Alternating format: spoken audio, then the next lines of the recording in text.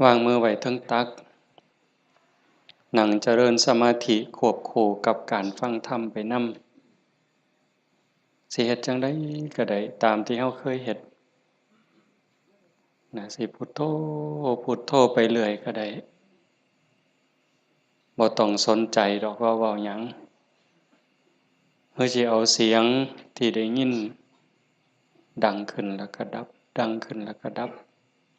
ตั้งสติไว้ที่หูเอาเสียงที่ได้ยินนี่เป็นอารมณ์ประกรรมฐานเกิดขึ้นดับเกิดขึ้นแล้วก็ดับเกิดขึ้นแล้วก็ดับก็ได้คือว่าการฟังเอาคำปากคำเว้า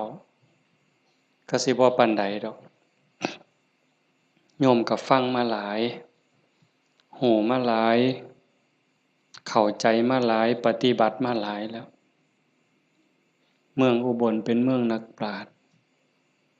ลูกศิษย์ลูกหาหลวงปู่ชาติเต็มหมดอยู่แถวนี้คันว่าสรรงานจังซี่มันก็เกิดบ่ได้ได้ยินอาจารย์สันติเพิ่นเล่าสู่ฟังน้อยๆอาตมาก็รู้สึกว่าดีใจนำอนุโมทนาสาธุโดยเฉพาะเจ้าภาพเจ้าของสถานที่คันเฮาบ่ได้เข้าใจในหลักธรรมบ่มีธรรมะเกิดขึ้นในหัวใจเนี่ยเฮ็ดจั่งใดสิเสียสละได้ปานนี้โยมน้อมจิตน้อมใจเบิ่งเจ้าของเด้แม้กระทั่งญาติโยมผู้มาร่วมประพฤติปฏิบัติคือกันถือว่าเฮาบุญหลายหลายคันบุญบ่หลายเนี่ยเฮาบ่ได้เกิดเป็นคนเป็นคนแล้วก็บ่ได้เป็นมนุษย์เพราะว่าคนกับมนุษย์มันคือแต่มันบ่คือก็คือเพียงแค่รูปร่างหน้าตากิริยาอาการคำปากคำเว้าแต่จิตใจความรู้สึกนึกคิดมันต่างเฮาได้เป็นมนุษย์พบพระพุทธศาสนาเกิดในบ้านในวัดในว่าในบ้านที่มีวัดมีว่ามีครูบาอาจารย์จูงใส่ศีลใส่ธรรมเฮาฟังหูเรื่องเฮาเข้าใจตั้งตนอยู่ในความบ่ประมาทกำลังดิ้นรนขนขวายหาที่พึ่งให้กับเจ้าของเฮากำลังหาที่พึ่งหาที่ยึดเหนี่ยวให้กับดวงใจเพราะว่าชีวิตเนี่ยมันประกอบด้วยสองอย่างอันหนึ่งกายอันหนึ่งใจร่างกายนี่ ก็อาศัยแรงบุญแรงบาปยังมีผสมประสานอยู่ในกระแสจิตก็จังได้มีโอกาสเกิดในโอกาสเกิดอาศัยท้องแม่แบ่งปันดินน้ำลมไฟมาเป็นเนื้อเป็นตัวถึงพ่อแม่สิแบ่งดินน้ำลมไฟเป็นเนื้อเป็นตัวเฮาแต่สิ่งที่ตกแต่งให้เฮาเป็นผู้หญิงให้เฮาเป็นผู้ชายเป็นคนขี้ร้ายเป็นคนงามเป็นคนโง่เป็นคนฉลาดเป็นคนทุกข์เป็นคนรวยอันนั้นขึ้นกับบุญเด้ขึ้นกับบุญกับบาปที่ได้เฮ็ดได้สร้างได้ทำไว้ตั้งแต่อดีตก่อนๆเฮาทั้งหลายจังว่ามีบุญบัดมันมาจากขันธ์แล้วหนีจากนรกพ้นนรกพ้นเปรตพ้นอสุรกายพ้นสัตว์เดรัจฉานได้มาเป็นคนยกระดับจากคนมาเป็นมนุษย์มีศีลมีธรรมเข้าใจในเรื่องราวของชีวิตแก้วแหวนเงินทองเฮาก็หาอยู่ประกอบสัมมาอาชีพเลี้ยงปากเลี้ยงท้องเลี้ยงลูกเลี้ยงหลานอยู่2 มื้อ3 มื้อที่เฮามาอยู่ในสวนธรรมเนี่ยคันไปค้าไปขายเด้ มันสิได้จักบาทผู้บางคนได้เป็นพันผู้บางคนได้เป็นหมื่นแต่ญาติโยมคิดว่าเอาไว้ซะก่อนแก้วแหวนเงินทองก็มีค่าอยู่มีประโยชน์อยู่แต่มันบ่สู่บุญบ่สู่บุญบ่สู่กุศลบุญกุศลจะเฮ็ดให้เฮาดียิ่งขึ้นไปกว่านี้สูงขึ้นไปกว่านี้บุญเป็นที่พึ่งปุญญานิปรโลกัสสมิงปฏิทาหุนติปานินังเพราะเหตุว่าบุญนั้นเป็นที่พึ่งของสัตว์ทั้งหลายในโลกหน้าพร้อมทั้งโลกต่อไปเพิ่งได้ตั้งแต่วินาทีนี้ตั้งแต่วินาทีที่เฮ็ดบุญก็เอากายเอาวาจาเอาใจนี่เฮ็ดบาปก็เอากายวาจาใจนี่เฮ็ด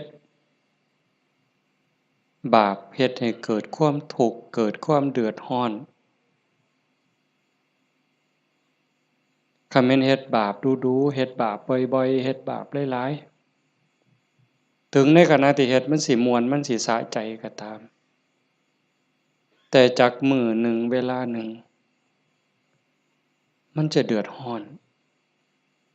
ในคราวที่มันลุ่มหลงมันก็บ่ย้านหยังดอกอย่างคนไปลักของเขาคนฆ่าเขาเนี่ยฆ่าสัตว์ลักทรัพย์ประพฤติผิดในกามล่วงเกินลูกหลานสามีภรรยาผู้อื่นนอกใจผัวเมียเจ้าของก็แล้วแต่ขี่ตัวใส่ร้ายป้ายสียุยงให้แตกร้าวสามัคคี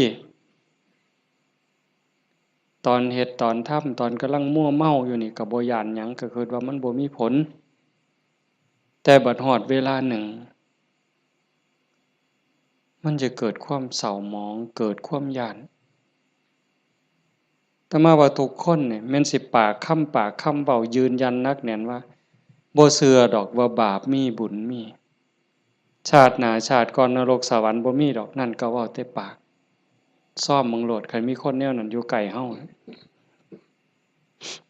ปากว่าบ่ย้านแต่ว่าใจส่วนลึกนี่มันยังมีอยู่วันๆอยู่คือกันบัดยามเจ็บยามไข้คือยามที่บาปกรรมมันตามทันตกทุกข์ได้ยากลำบากลำบนตอนนั้นสิกระวนกระวายเป็นทุกข์ตั้งแต่ยังมีชีวิตอยู่แต่คันคนที่เชื่อมั่นอยู่แล้วว่า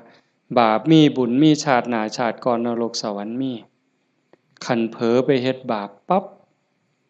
ด้วยความคิดไม่ออกนี่เคยเป็นคิดบ่ดีบ่งามกับพ่อกับแม่กับครูบาอาจารย์พระสงฆ์องค์เจ้าเพียงแค่ความคิดแวบนิดเดียวเศร้าหมองเดือดร้อนทันทีเห็นบ่บ่ได้โดนเลยเด้อากาลิโกเลยเด้เกิดทุกข์เกิดเดือดร้อนทันทีบาปคือความทุกข์คือความเดือดร้อนในปัจจุบันส่งผลไปเรื่อยๆเรื่อยๆคันกำลังบาปมันแห้งมันยังส่งผลอยู่เจ็บไข้ใกล้ล้มใกล้ตายมันก็หลอกหลอนพาจิตตกไปสู่อบายหนักสุดลงสู่นรกเบาลงมาเป็นเปรตอสุรกายเบาอีกเป็นสัตว์เดรัจฉานใส่บาปใส่กรรมอยู่นั่นเบาบางแล้วเมิดเวลากลับมาเกิดเป็นคนอีกเถือเศษบาปตามมาพิการหูหนวกตั้งแต่เกิดผู้บางคนตาบอดตั้งแต่เกิดผู้บางคนอวัยวะบ่สมส่วนผู้บางคนอวัยวะครบคือหมูตีนครบมือครบแข้งขาครบแต่ว่าขี้ร้ายโยมว่ามันถูกซ้ำใดเห็นหมู่เขางามเจ้าของก็นั่งเศร้าส่องกระจกยามใดจะแม่นอุกจะแม่นอัง ลังเถือก็หน้าตาดีดีแต่พิการ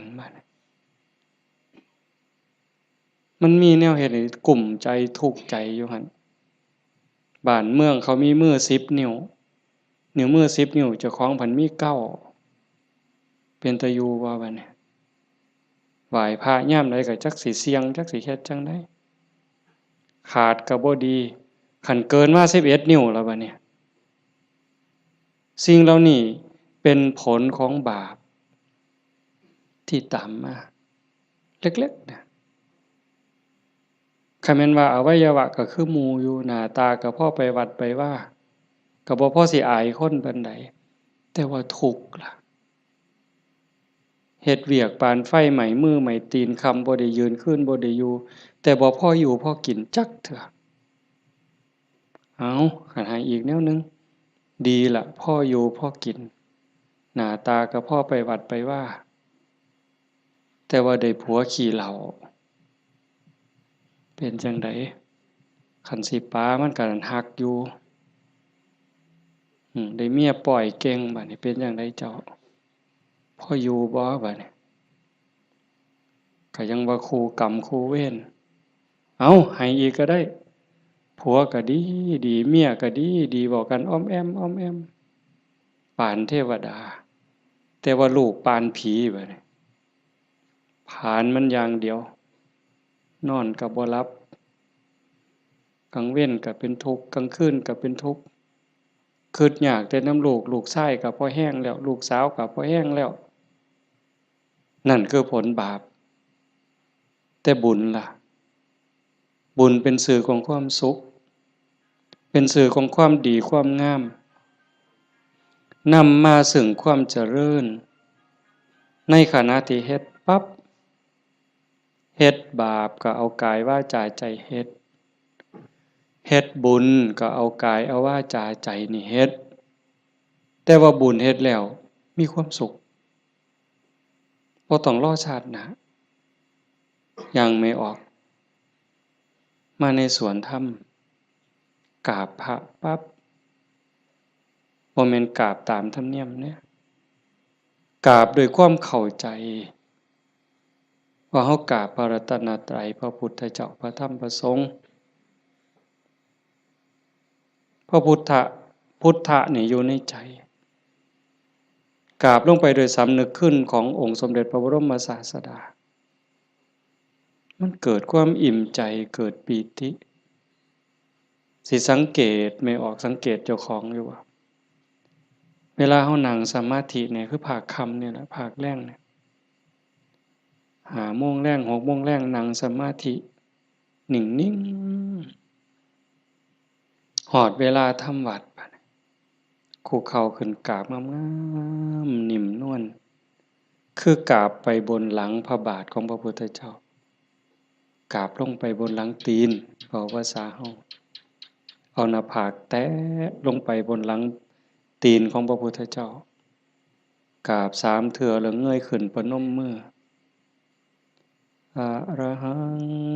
สัมมาสัมพุทโธภะคะวาพระผู้มีพระภาคเจ้าเป็นพระอรหันต์ดับเพลิงกิเลสเพลิงทุกข์สิ้นเชิงตรัสรู้ชอบได้โดยพระองค์เองโอ้สำนี้มันอิ่มน้ำตาไหลอ่อนซ่อนเจ้าของอิ่มใจภูมิใจเด้ทั้งเถื่อเฮาบ่ต้องเว้าคิดซื่อๆนั่ง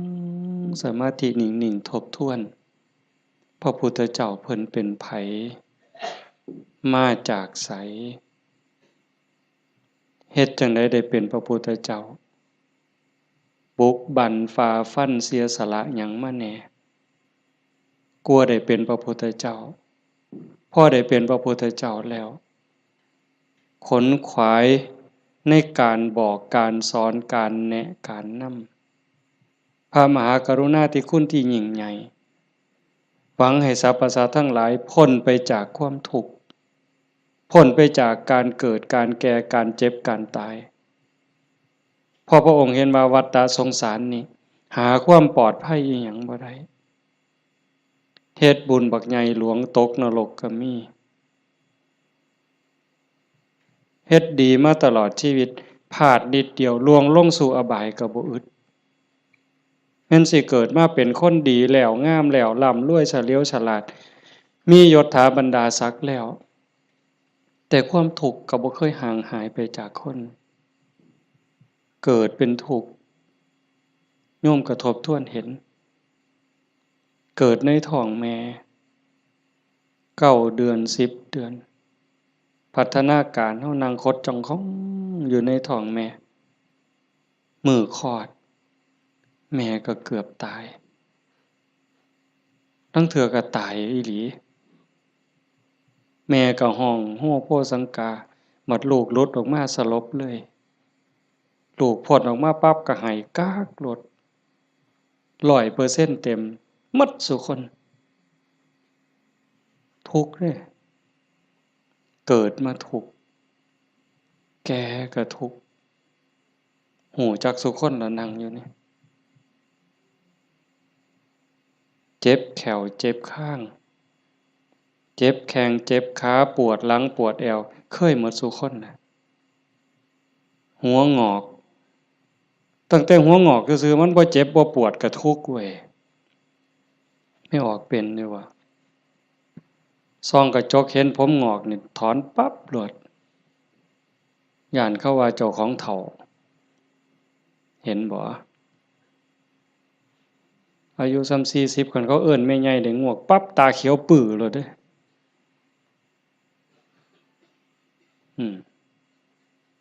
แต่คันอายุ60เขาเอิ้นน้าสาวอายุปานใดล่ะ60โอ้ว่าแต่แม่น45หนูกินฮอดข้าวมาเลยเป็นบ้าเด้นี่ดีใจอะเห็นบ่เฒ่าก็เป็นทุกข์เจ็บก็เป็นทุกข์ตายล่ะคนตายตอนมันตายแล้วมันบ่ทุกข์ดอกร่างกายหั่นแต่ว่าความรู้สึกนึกคิดน่ะมันหั้นย้านตอนบ่ทันตายนี่มันย้านเป็นหยังจังย้านคันคำถามแนวนี้เป็นหยังจังย้านตายบ่มั่นใจในเจ้าของเอ้าที่จริงคันเฮาเฮ็ดบุญเฮ็ดกุศลสร้างคุณงามความดีไว้เพียงพอมันสิย้านเฮ็ดหยังอาตมาคือกันอาตมาย้านตายไม่ออกยังย้านตายอาตมาย้านอาตมาตกนรกนี่หม้องมันแม่นอีหลีบัดนี้คันว่าตายปั๊บอาตมาจะไปเกิดเป็นเทวดามีสวรรค์วิมานกว้างใหญ่มีบริวารล้อมหน้าล้อมหลังมีทิพย์หมดเฮาสิไปเกิดเป็นพรหมจังซี่สิไปย้านเฮ็ดหยังบัดนี้ก็ซ้ำเฮาสิหนีจากบ่วควายนอนจักขี้ตมจักขี้งัวขี้ควายไปขึ้นปราสาทมีเครื่องย้อมเครื่องทามีความหอมเต็มสะดวกสบายเฮาก็บ่ได้ย้านแต่นี่มันสิตกลงไปหลายกว่าเก่าเนี่ยมันก็เลยย้านแม่นคือบ่อาตมาบ่ฮู้ดอกโยมก็คิดเอาเองว่าโยมย้านคืออาตมาบ่ตายมันทุกข์ลางเทื่อก่อนตายเนี่ยญาติโยมนี่คนประพฤติปฏิบัติธรรมไปร่วมงานศพดูๆไปเยี่ยมคนป่วยบ่อยๆนี่ได้น้อมธรรมเข้ามาใส่ตนส่ำใดเห็นคนเจ็บคนป่วยทรมานโอ้ยบัดฮอดคราวเจ้าของสิเป็นจั่งใดน้อคิดดูเพราะพระพุทธเจ้าเพิ่นบอกว่าโอปัญญิโกควรน้อมเข้ามาใส่ตนเลือกได้อยู่บ่ล่ะโยมโอ้ยผู้ข้าสิเลือกเอาตายด้วยโรคอันนี้ดอกสิเอาไหลตายดอกเอ้าง่ายที่สุดแล้วเด้นี่เอาวะ กินข้าวอิ่มๆกับลูกกับผัวกับเมียแล้วนอนหลับแล้วตายไปเลยนี่ง่ายที่สุดเหรอเอาบ่ยังบ่ทันหันเอาอยู่เด้นี่ขนาดวิธีที่ดีที่สุดสบายที่สุดล่ะเด้ขันไปเว้าถึงพวกเจาะข้อเอาหายใจบ่ได้เจาะข้อเพราะท่านก็ป้อนอาหารทางสายยางเจาะสวงเอาเงี้ยวออกบัดนี้เอาเลือดก็ใส่ทั้งแขนข้างนึงน้ำเกลือก็ใส่แขนข้างนึงออกซิเจนงุ่มดังอีกเจาะสวงเอาน้ำออกบัดนี้อุ้ยผู้ใดคิดว่าเจ้าของสิบ่ถูกแนวนั้นแน่อยู่นี่ยกมือขึ้นเบิ่งบ่มีหลักประกันหยังเลยพระพุทธเจ้าเป็นผู้มีพระมหากรุณาธิคุณคิดเห็นบุญคุณของพระองค์เที่ยวบอกเที่ยวสอนจากป่าสู่ป่าจากเขาสู่เขาจากกระท่อมของคนขอทานฮอดปราสาทราชวังของพระราชามหากษัตริย์คิดเห็นบุญคุณของพระองค์จังซี่เฮาได้มาเฮ็ดนำทำตามมันเป็นบุญแน่ๆคิดพ้อคิดเห็นนั่งสมาธิพิจารณาไปเกิดอิ่มใจพอใจสุขใจเดียวนี้คิดเบิ่งเจ้าของมันถึงสิเกิดบ้านนอกคอกหน้าบ้านป่าขาดอนบ่ร่ำรวยเป็นแสนเป็นล้านคือเพิ่นแต่ว่าเฮามีวัดมีครูบาอาจารย์มีพี่มีน้องที่รักศีลรักธรรมเฮามีสัมมาทิฏฐิมีความเห็นถูกเห็นตรงตามคำสอนพระพุทธเจ้าอย่างน้อยๆนี่เชื่อว่าบาปมีบุญมีชาติหน้าชาติก่อนนรกสวรรค์มีเฮ็ดดีก็ย่อมได้รับผลดีเฮ็ดชั่วก็ย่อมได้รับผลชั่วพระพุทธศาสนาสอนเรื่องเหตุเรื่องปัจจัยเพราะสิ่งนี้มีสิ่งนี้จึงมีหว่านพืชจังไดก็ได้ผลจังซั่นอ่อนซ่อนเจ้าของภูมิใจในเจ้าของแม่นสิเกิดบ้านนอกคอกหน้าทุกข์ยากปากหมองบ่ร่ำบ่รวยบ่สวยบ่งามแต่เฮามีโอกาสได้เข้าวัดได้มีโอกาสปฏิบัติธรรมเป็นผู้บ่ประมาทได้ยินเสียงปากเสียงเว้าของครูบาอาจารย์น้อมนำลงสู่การประพฤติปฏิบัติซ้ำนี่เฮาก็พอแห้งอะนี่โยมเป็นบุญล่ะเด้นี่เกิดปีติเกิดความอิ่มใจแล้วก็ตั้งตนในความบ่ประมาทอีกอันนี้หมายถึงบุญเฮ็ดปั๊บก็เกิดความสุขใจอิ่มใจปั๊บขันเฮ็ดเรื่อยๆเฮ็ดบ่อยๆเฮ็ดดูๆจิตนึกตั้งแต่ถึงคุณงามความดีบัดเจ็บบัดป่วยบัดไข้บัดหนาวบัดสิล้มสิตายนิมิตที่มันดีมันงามนำพาดวงจิตดับปุ๊บไปสู่สุคติขันมันเฮ็ดดูอันนี้หมายถึงดีเด้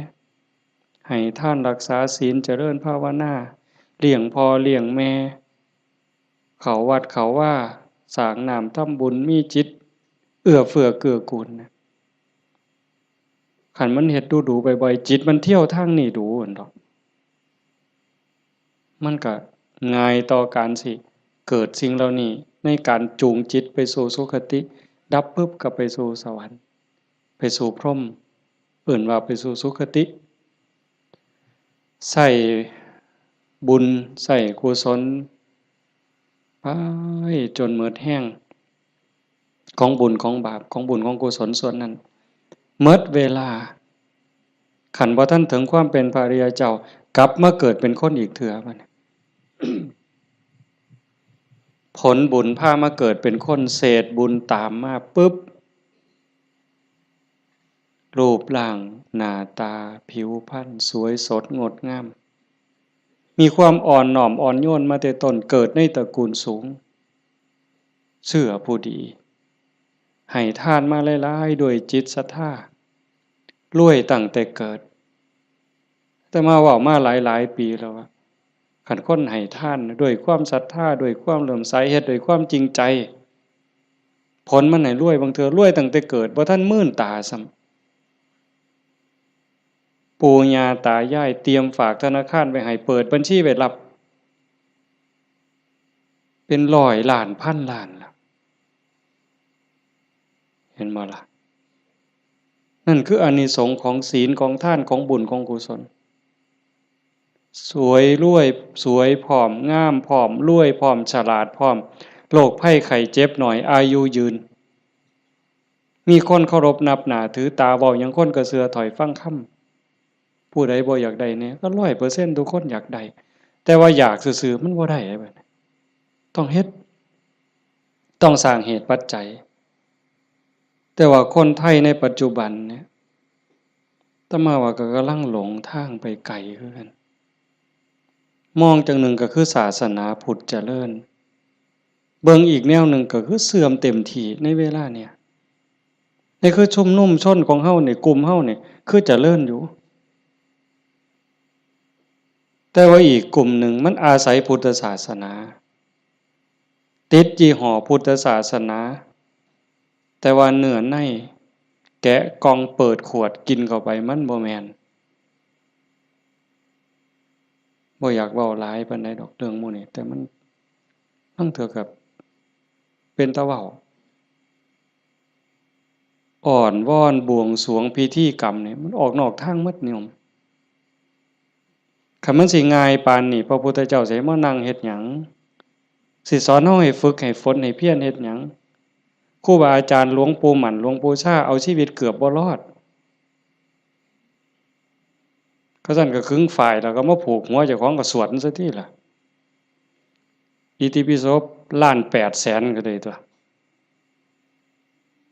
ให้มันหอเวินๆๆๆกิเลสคูโค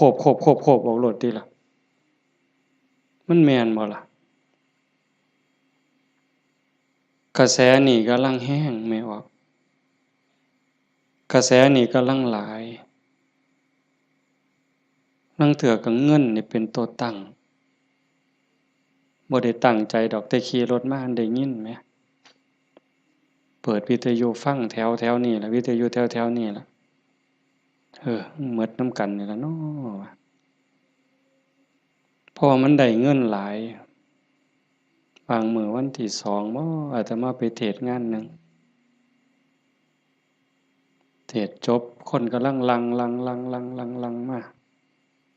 บัดยามมื้อเช้ามื้อรุ่นก็เลยถามประธานงานเขาก็บ่ฮู้ดอกว่าท่านเข้าใจว่ามันเป็นแนวใดอะนะถามว่าเป็นจั่งใดงานเรียบร้อยดีอยู่บ่ว่าซั่นเรียบร้อยอยู่ค่ะน้อยเพิ่นว่าอุ้ยได้เงิน800,000กว่าเพิ่นว่าสาธุว่ะงานคืนเดียวง่ายๆง่ายๆแจกไม่หีบกันหมดคืนแหมอยากเคาะหมดไว้ก็ออกแบ่งค์ใหญ่ๆอาตมาเชื่อว่าพระพุทธเจ้าบ่สอนแล้วก็บ่ได้พาเฮ็ดแนวนั้นแต่แนวจังซี่นี่แม่นบ่พอออกนอกจากเป็นบุญเป็นกุศลเด้เฮามาเฮ็ดในมื้อนี้เวลานี้เด้นอกจากมาสร้างบุญแล้วมาหาที่พึ่งสำหรับดวงจิตดวงวิญญาณเจ้าของแล้วชีวิตมันมีกายกับใจอย่างว่าร่างกายประกอบด้วยดินน้ำลมไฟเหมือนเวลามันก็แตกสลายดินขึ้นดินน้ำขึ้นน้ำลมขึ้นลมไฟขึ้นไฟแต่กระแสจิตกระแสใจกระแสวิญญาณเดินทางต่อหอบบุญหอบบาปไปขันดวงจิตดวงใจดวงใดได้รับการพัฒนานอกจากบุญแล้วพัฒนาคือมันเฮ็ดให้เกิดให้มียกระดับเจ้าของสูงขึ้นจากอำนาจการบีบคั้นกดขี่ข่มเหงของกิเลสคือความโลภความโกรธความหลงจิตดวงนั้นเบายิ่งเบายิ่งละเอียดยิ่งสูงใกล้พระพุทธเจ้าไปเรื่อยๆเรื่อยๆเรื่อยๆขันใจต่ำก็หมายความว่ากิเลสถมมันหลายใจสูงกิเลสติดหน่อยขันสูงที่สุดกิเลสเกาะบ่ได้ก็เป็นอิสระจากกิเลสไปเฮามาเดินจงกรมมานั่งสมาธิสวดมนต์ฟังเทศน์ฟังธรรมก็เพื่อสิซักฟอกจิตใจเจ้าของ การฟังธรรมนี่ก็เป็นตนหนึ่งเฮ็ดให้เฮาได้เกิดปีติเกิดความสุขเกิดสมาธิตั้งแต่เกิดความเข้าใจได้ส่องได้ทางยกจิตเจ้าของให้มันสูงยิ่งขึ้นได้เฮาก็เฮ็ดหลายๆอย่างทั้งการฟังทั้งการประพฤติปฏิบัติทั้งการสวดมนต์เฮาทำวัดแปลมันยิ่งเห็นยิ่งเข้าใจอย่าเอาเพียงแค่มวลเอาเพียงแค่ความไพเราะอย่างเดียวเฮาสวดซ่าๆเฮามีโอกาสพินิจพิจารณาถึงความหมายที่เฮากล่าวออกไปแต่ละคำน้อมนึกเห็นพระพุทธเจ้านึกถึงครูบาอาจารย์พระอริยสงฆ์คือจังเพิ่นบอกเพิ่นสอนอ่านไปนำสวดไปนำพิจารณาหาเหตุหาผลหาความหมายนำมันจะได้เข้าใจยิ่งขึ้นคันเฮาคิดจังสี่คือโยมพอออกผู้เป็นเจ้าภาพนี่เป็นตะเงิดคนอีหลีเด้อาตมาเห็นอาจจะเห็นมาหลายแต่จื้อได้นี่เป็นรายที่สองผู้หนึ่งโยมเพื่อสังขะจังหวัดสุรินทร์เฮ็ดแรกๆเนี่ยเฮ็ดเป็นรีสอร์ทเฮ็ดสวนนี่เป็นรีสอร์ทมีบ้านพักเอาไปเอามาไปปฏิบัติธรรมดูเขาก็คือสิบ่ต่างกับเจ้าภาพเฮาใจตกลงไปในกระแสธรรมหักศีลหักธรรมมั่นใจแล้วว่าอันใดสิเป็นที่เพิงของชีวิตอันใดสิเป็นสมบัติควรสิถือออกจากโลกนี้ก็ค่อยๆเปลี่ยนบัดจากรีสอร์ทจากบ้านพักนัดพี่นัดน้องไปร่วมปฏิบัติจากกลุ่มก่อนเล็กๆจัดประกาศงานบักใหญ่มีงานปฏิบัติธรรมมาหลายปีตั้งสถานีวิทยุคือกันเลย2 ปีที่ผ่านมาหลังเนี่ยจัดงานปริวาสโยมได้นี่ไม่ออกได้นี่เอาสวนเจ้าของจัดเป็นงานปฏิบัติธรรมนิมนต์พระมาเข้าอยู่ปริวาสกรรมญาติโยมไม่ออกชาวบ้านก็มาร่วมปฏิบัตินำกับพ่อๆกันนี่แหละครับเฮาแต่เพิ่นก็มีพระเสริมเข้ามานี่คือมั่นใจแล้วว่าสิ่งที่สิถือออกจากโลกนี้นอกจากบุญกุศลคุณงามความดียังมีโอกาสได้คัดเกลาจิตใจยกระดับจิตวิญญาณเจ้าของให้สูงขึ้นให้มันสูงขึ้นจากอำนาจของความโลภความโกรธความหลงความอิจฉาริษยาอาฆาตพยาบาทจองเวรหน่อยเนื้อต่ำใจบุญยังบ่ทันปลอดภัยปานใดเลยดีอยู่แต่บ่ทันปลอดภัยเพราะว่าคำสอนของศาสนาญาติโยมก็ได้ยินอยู่แล้วหลายๆมื้อเฮาก็ทำวัดอยู่ประจำละชั่วประพฤติดีเห็นบ่ละชั่วประพฤติดีทำจิตให้บริสุทธิ์ตัวจิตบริสุทธิ์นี่จึงเป็นพุทธศาสนา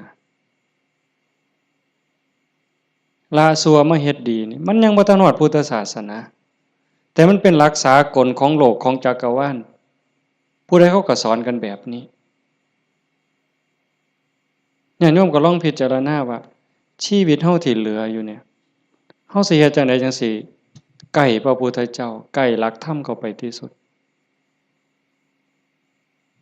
จากชั่วมาถึงดีจากดีไปถึงว่างจากชั่วมาถึงดีจากดีไปถึงว่างตัวทางสายกลางเนี่ยเฮาเดินจงกรมเฮานั่งสมาธิแน่ๆแล้วว่าเฮานั่งเอาบุญแต่ว่าเหนือกว่านั้นเด้การพัฒนาการยกระดับจิตโยมก็ต้องเบิ่งนำเพราะว่าธรรมะคำสั่งสอนของพระพุทธเจ้ามันปฏิบัติได้บ่จำกัดการสวากขาโตภควตาธัมโมพระธรรมเป็นสิ่งที่พระผู้มีพระภาคเจ้าตรัสไว้ดีแล้วเฮาสวดมนต์ว่าจังซี่ ดีนี่หมายความว่าจังไดดีก็หมายความว่าบ่ชั่วตอบแบบพี่บ่าเว้าเด้ดีคือบ่ชั่วแต่ในความหมายนั้นดีแล้วหมายความว่าบ่ขาดพระพุทธเจ้าสอนไว้ตรัสไว้บ่ขาดแล้วก็บ่เกินพอดีพอดีสำหรับการดับทุกข์สำหรับการสร้างบุญสร้างกุศลสร้างประโยชน์กับส่วนรวมแล้วพอดีสำหรับการดับทุกข์บ่ต้องเติมเข้าไปอีกแล้วก็บ่ต้องเอาออกคำสอนเนี่ยบ่ต้องเอามาเติมคันพวกมาเติมกลายเป็นสัตว์ทำปฏิรูปเป็นของปลอมไปมองศาสนาสิฟั่นเฟื่อนมองเฮาสิหลงทางเสียเวลาของชีวิตเฮ็ดไปก็เสียเงินเปล่าเสียเวลาเปล่านั่นคือมันเป็นสัตว์ทำปฏิรูปเป็นของเกินเป็นของไร้สาระแต่ว่าเติมเข้ามายัดใส่พระโอษฐ์ของพระองค์ว่าอันนี้พระพุทธเจ้าตรัสนี่คือเหตุการณ์หลายๆอย่างอยู่ในเวลานี่ในสังคมชาวพุทธเฮาบ่ขาดแล้วก็บ่เกิน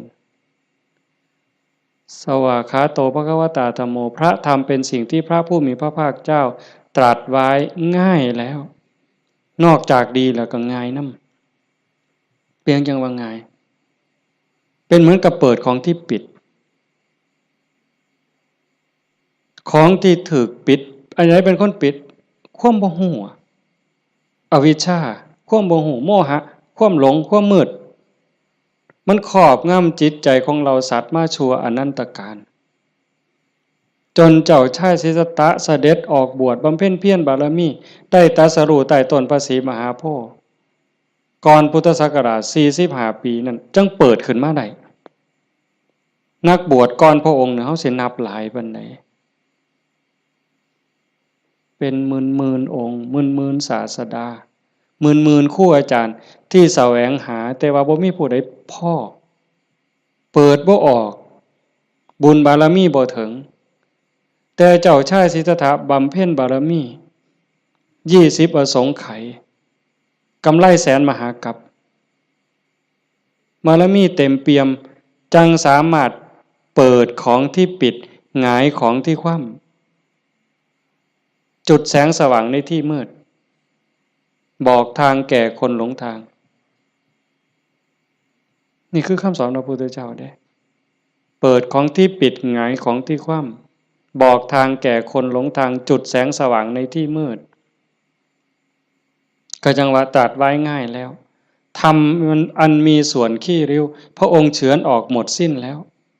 ตัวใดมันเฟือมันฝุ่มเฟื่อยเป็นเรื่องไร้สาระเฮ็ดให้เสียเวลาพระองค์ปาดออกเฉือนออกหมด คือกันครับใบใหม่เมิดป่าแต่พระองค์นำมาสอนซ้ำกับกำใหม่ในมือใบใหม่ในกำมือเนี่ยม่วนหลายมันบ่เป็นประโยชน์บ่เป็นไปเพื่อการดับทุกข์มันอาจเสียหลายคือกับใบใหม่ในป่าสูตรนั่นสูตรนี่สูตรยารักษาโรคสูตรสะเดาะเคราะห์ต่อชะตายังก็สิบอกกันคือซุมื้อเสริมดวงเสริมมงคลหยังก็แล้วแต่วิชาที่มันบ่เป็นไปตรงไปเพื่อความดับทุกข์พระองค์บ่เอามาสอนเฉือนออกบ่เอามาเว้าถือเป็นเรื่องไร้สาระเป็นหยังจังเอาแต่สิ่งที่มันเป็นประโยชน์ล้วนๆเอาแต่แก่นเพราะว่าวันเวลาของชีวิตเฮาบ่พอโยมชีวิตหนึ่งๆเฮาบ่พอสำหรับการจะปลดเปลื้องกิเลสออกจากใจเป็นเรื่องรีบด่วนวันเวลาของชีวิตเฮามันบ่ถึง100ปีจักคนเนี่ยเห็นบ่เบิ่งดีๆเด้เฮาเกิดมาอยู่ในโลกนี่มันบ่เกิน100ปีหลายคนอยู่นี่60แล้ว70แล้วอายุจน70หัวงอกแขวหักแล้วเนี่ยกิเลสลดลงหรือยังถามเจ้าของเบิ่งยังเครียดให้ลูกเขยบ่เครียดให้ลูกไผ่บ่ไปตักอาหารยามมื้อเช้านี่มันอยากได้หลายเกินจำเป็นบ่บางเทื่อตักไปก็อันนี้ก็สิเป็นตาแซ่บอันนี้ก็สิเป็นตาแซ่บตักไปตักมาแงกเบิ่งถาดโอ้มันสิกินหมดบ่พอละเพิ่นว่า ย่างสิวิโตเฮ็ดบักสมยังถอยกลับหลังมาอีกอยู่2 ก้าวกำปึ๊บอีกอยู่นี่คือเขาพัฒนาบ่ทันไปเนี่ยตอนนี้อายุ70นี่เอาบักสมมาหน่วยนึงยังบ่พอยังเอาหน่วย2ไว้เสียงไว้ให้หลานอยู่มื้ออื่นมื้อนี่เจ้าว่ามันของเล่นซั่นบ่กิเลสเนี่ยสิเอาชนะมันแนวใดหลายภพหลายชาติหลายแสนชาติล้านชาติมาแล้วที่เฮาแพ้มาตลอดแต่ว่าก็ใครแน่ชาตินี้ได้มาเป็นคนสู่ตอนในสนามนี่เวทีนี่คันแม่นนักมวยนี่คือเวทีแก้มือแม่ว่านัดล้างตาคันแม่นการแก้มือกันเป็นกีฬาหยังก็ตามนี่เป็นไฟหนึ่งเป็นเกมหนึ่งที่เฮาสิเอาชนะมันแต่ตอนนี้จากยกแรกมาจนฮอดยก5นี่เฮาถึกมาสะบักสะบอมเนี่ยนับ8ก็หลายรอบแล้วอีกบ่ถึงนาทีแล้วเด้มันสิหมดยก5นี่สิหวังน็อกอยู่บ่เจ้าสิถึกศอกกลับเขามิดอ้อยซอยอีกยกนึงบ่จักนี่ต้องเบิ่งให้เห็นเด้จังว่าพระพุทธเจ้าเพิ่นเฉือนออกหมดสิ้นแล้วเอาแต่เรื่องทุกข์เรื่องดับทุกข์จ่อๆเข้ามาคันเอาเพราะท่านเข้าใจซ้ำนั้นอ่านความรู้สึกเจ้าของบัดเฮามาเดินจงกรมนั่งสมาธิซ้ายย่างเนาะขวาย่างเนาะสิย่างพุทโธก็แล้วแต่ย่างเฮ็ดหยังอาตมาอาจสิเว้าบ่ถูกเด้ญาติโยมอาจจะเข้าใจกว่าอาตมาก็เว้าไปตามบ่าซั่นเนาะย่างเพื่อฝึกสติเพื่อเพิ่มความถี่ของสติสัมปชัญญะสติคือความระลึกได้สัมปชัญญะคือความรู้ตัวฝึกบ่อยเฮาเผลอนี่เอาวันนี้เรื่องบุญน่ะมันของตายอยู่แล้วไม่ออกบ่ออก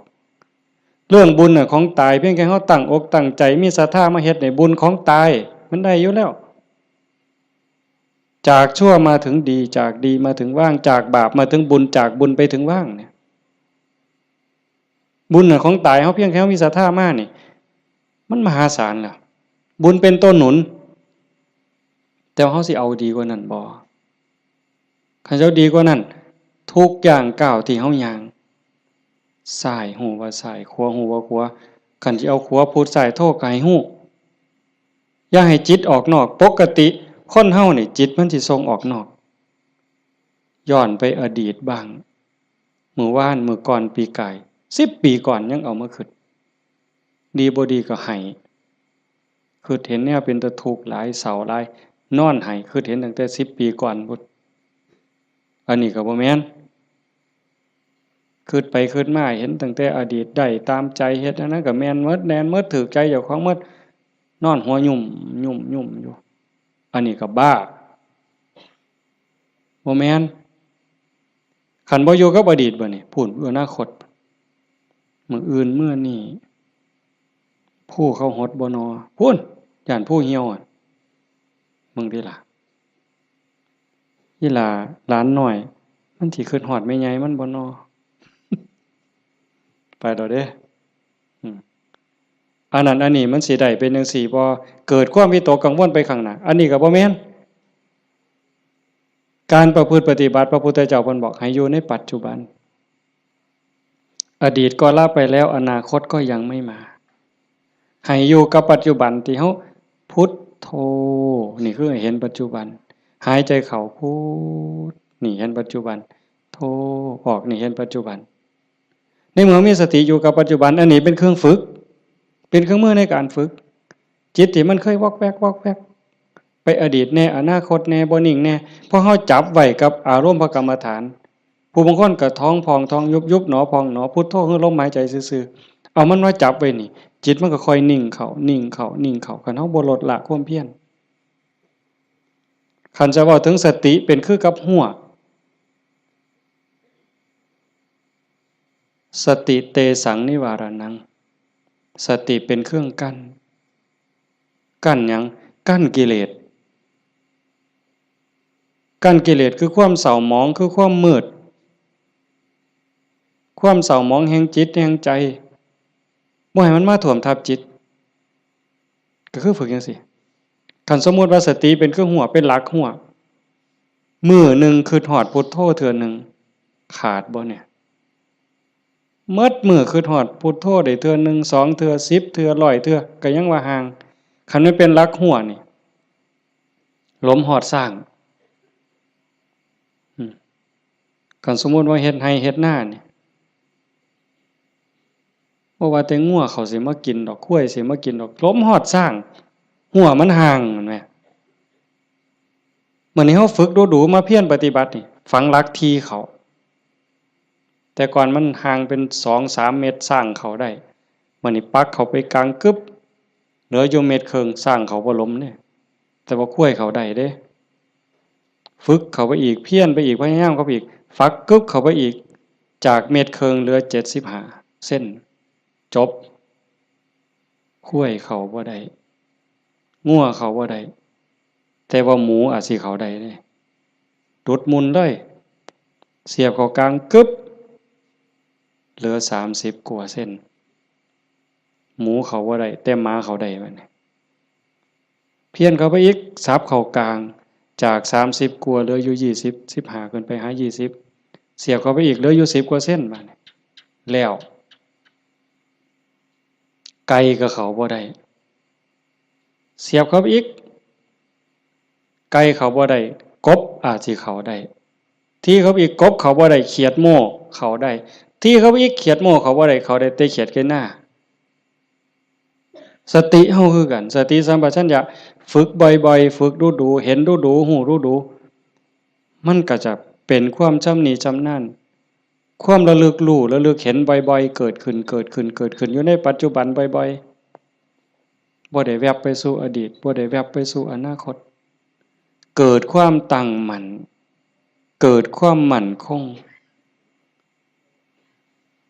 สติสัมปชัญญะสมาธิ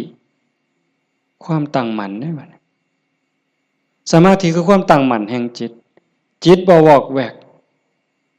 ปัญญารอบรู้ในกองสังขารที่มันมาหลอกจิตสังขารกลางกายก็อีกอย่างนึงสังขารคือจิตใจก็อีกอย่างนึงกายนั่งนิ่งแต่ว่าจิตมันคิดไปทั่วทิพย์ทั่วแดนในเมื่อหูจักเรื่อยๆหูจักบ่อยๆพยายามผูกมันไว้คอยตะล่อมจิตมันคือลิงเพิ่นยังว่าผูกไว้คือผูกลิงใส่หลักสติเป็นเหมือนกับเชือกองค์ภาวนาเป็นคือกับหลักมันสิดื้อปานใดลิงมันดื้อไปโลดมันไปบ่ได้จักหน่อยมันก็ล้ามันก็ซ่าลงจักหน่อยก็นั่งจิตเฮาคือกันเฮาบ่เครียดดอกมันไปก็ปล่อยมันไประลึกได้ปั๊บก็กลับมาใหม่ระลึกได้ปั๊บกลับมาใหม่ดูเข้ามันก็มีทางมันก็เป็นความชินของมันอยู่จักหน่อยก็นิ่งได้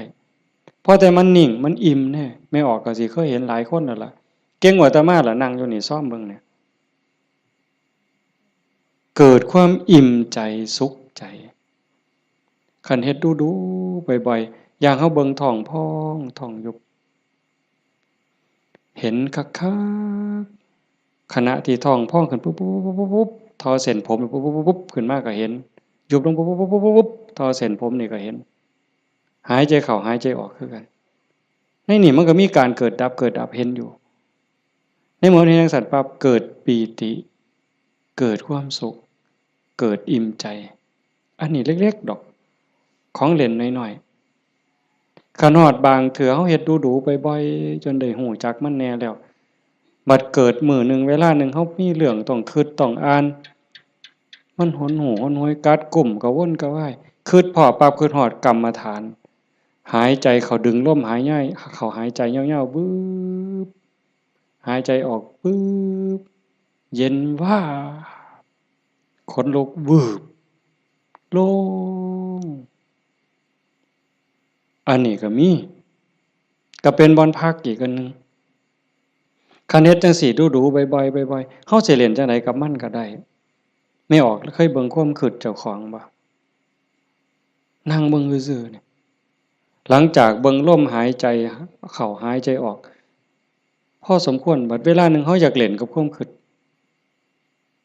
ตั้งสตินั่งจังสิปั๊บก็หลับตาเบิ่งรูปเจ้าของนั่งหลังจากนั้นก็ย้อนเข้ามาทางในเบิ่งจิตที่มันนิ่งธรรมชาติจิตมันนิ่งมันว่างมันสว่างเป็นประภัสสรแต่กิเลส ความโลภความโกรธความหลงนั้นมันเป็นแขกมาเยี่ยมมาเยือนชั่วคู่ชั่วข้าวเยี่ยมแล้วก็ไปเยี่ยมแล้วก็ไปแต่ว่าเฮาขาดสติบ่เนี่ยมันเยี่ยมตลอดเวลามาทางตาแน่ทางหูแน่ทางจมูกแน่ทางลิ้นแน่ทางกายแน่รับหูรับตาไว้ก็มาทางใจคิดอยู่ตลอดนี่คือแขกในเมื่อแขกมาเยี่ยมดูจิตใจอ่อนล้าเจ้าของบ้านบ่ได้พักข้าแต่ต้อนรับแขก ไม่ออกเคยเป็นบ่ล่ะสมมุติว่าเป็นเฮาเนี่ยล่ะเดี๋ยวกับผู้นั้นมาผู้นี้มาต้อนรับอยู่หมดมื้อหมดเว้นหาข้าวหาน้ำมาอยู่ให้กินคอยเว้าคอยจาทักทายปราศัยเมื่อยเด้คนบ่ได้พักก็เมื่อยก็ล้าใจบ่ได้พักก็คือกันเดี๋ยวก็โลภเดี๋ยวก็โกรธเดี๋ยวก็หลงเดี๋ยวก็ฮักเดี๋ยวก็ชังเดี๋ยวก็ย้านอยู่หั่นแต่คันเฮาได้เฮ็ดสมาธิได้ภาวนาจิตมันได้พักเป็นพักเป็นพักเกิดความหนักแน่นมั่นคงเด้เวลาที่จิตเฮามีสมาธิเกิดความหนักแน่นแม้นมันบ่เป็นสมาธิแบบที่เฮาเว้าถึงกันจนว่านิ่งสว่างดับไปเป็นชั่วโมง2ชั่วโมงเป็นมื้อเป็นเว้นก็สร้างเพียงแค่เฮาเห็นลมเข้าลมออกเนี่ยคือเห็นพุทโธติดต่อกันจัก5นาที10นาทีมันมีแห้งแท้เด้ไม่ออกหลายคนเป็นอยู่มั้งเห็นพุทโธลมเข้าก็พูดลมออกก็โธต่อกันจัก5นาที10นาทีนี่มันเกิดความมั่นคงในใจคันแม่นกกเสานี่ก็ซ้ำเสาปูนแล้วอยู่บ่ติงเด้จิตใจบ่หวั่นไหวนักแน่นมั่นคงโยกบ่ได้เห็นบ่แต่คันไปกว่านั้นบัดน่ะอ่านเบิ่งความคิดคิดปั๊บฮู้ปั๊บคิดปั๊บฮู้ปั๊บคิดปั๊บฮู้ปั๊บเฮานั่งจังซี่คือกันไม่ออกคันสมมุติว่าเฮาพุทโธพุทโธแล้วมันมักคิดเอาแนวใหม่เอ้ามึงคิดกูสิเบิ่งบัดนี้บ่พุทโธแล้วเซาพุทโธคิดปั๊บฮู้ปั๊บคิดปั๊บฮู้ปั๊บบ่คิดต่อมันเด้บ่คิดซอยมันฮู้มันซื่อๆมันเซาเด้ฮู้ปั๊บมันเซาเลยเด้มันอยากอายซ้ำกับลูกกับหลานสิไปลักกินของเนี่ยเสียงตาน้อยเบิ่งหดมือปั๊บโลดเด้เป็นแนวนั้นเบิ่งความคิดอันนี้ก็ตัวหนึ่งเอาไปเอามาฮู้ขบวนการกันแรกๆตั้งเทื่อมันคิดไปแล้วสมมุติคือเขียนหนังสือนี่บออานอบานไม่โทบ้าน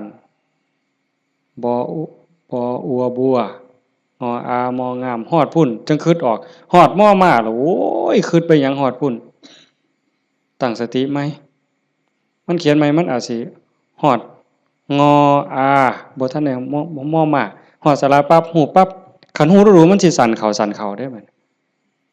แต่คันแรกๆปั๊บมันฮอดงออามองามบ้านบัวงามมันเฮาตั้งสติดีๆเอาก่อนมันมาฮอดม่อมาเนี่ยมันว่าหยังก่อนสระอาก่อนสระอาเด้งองู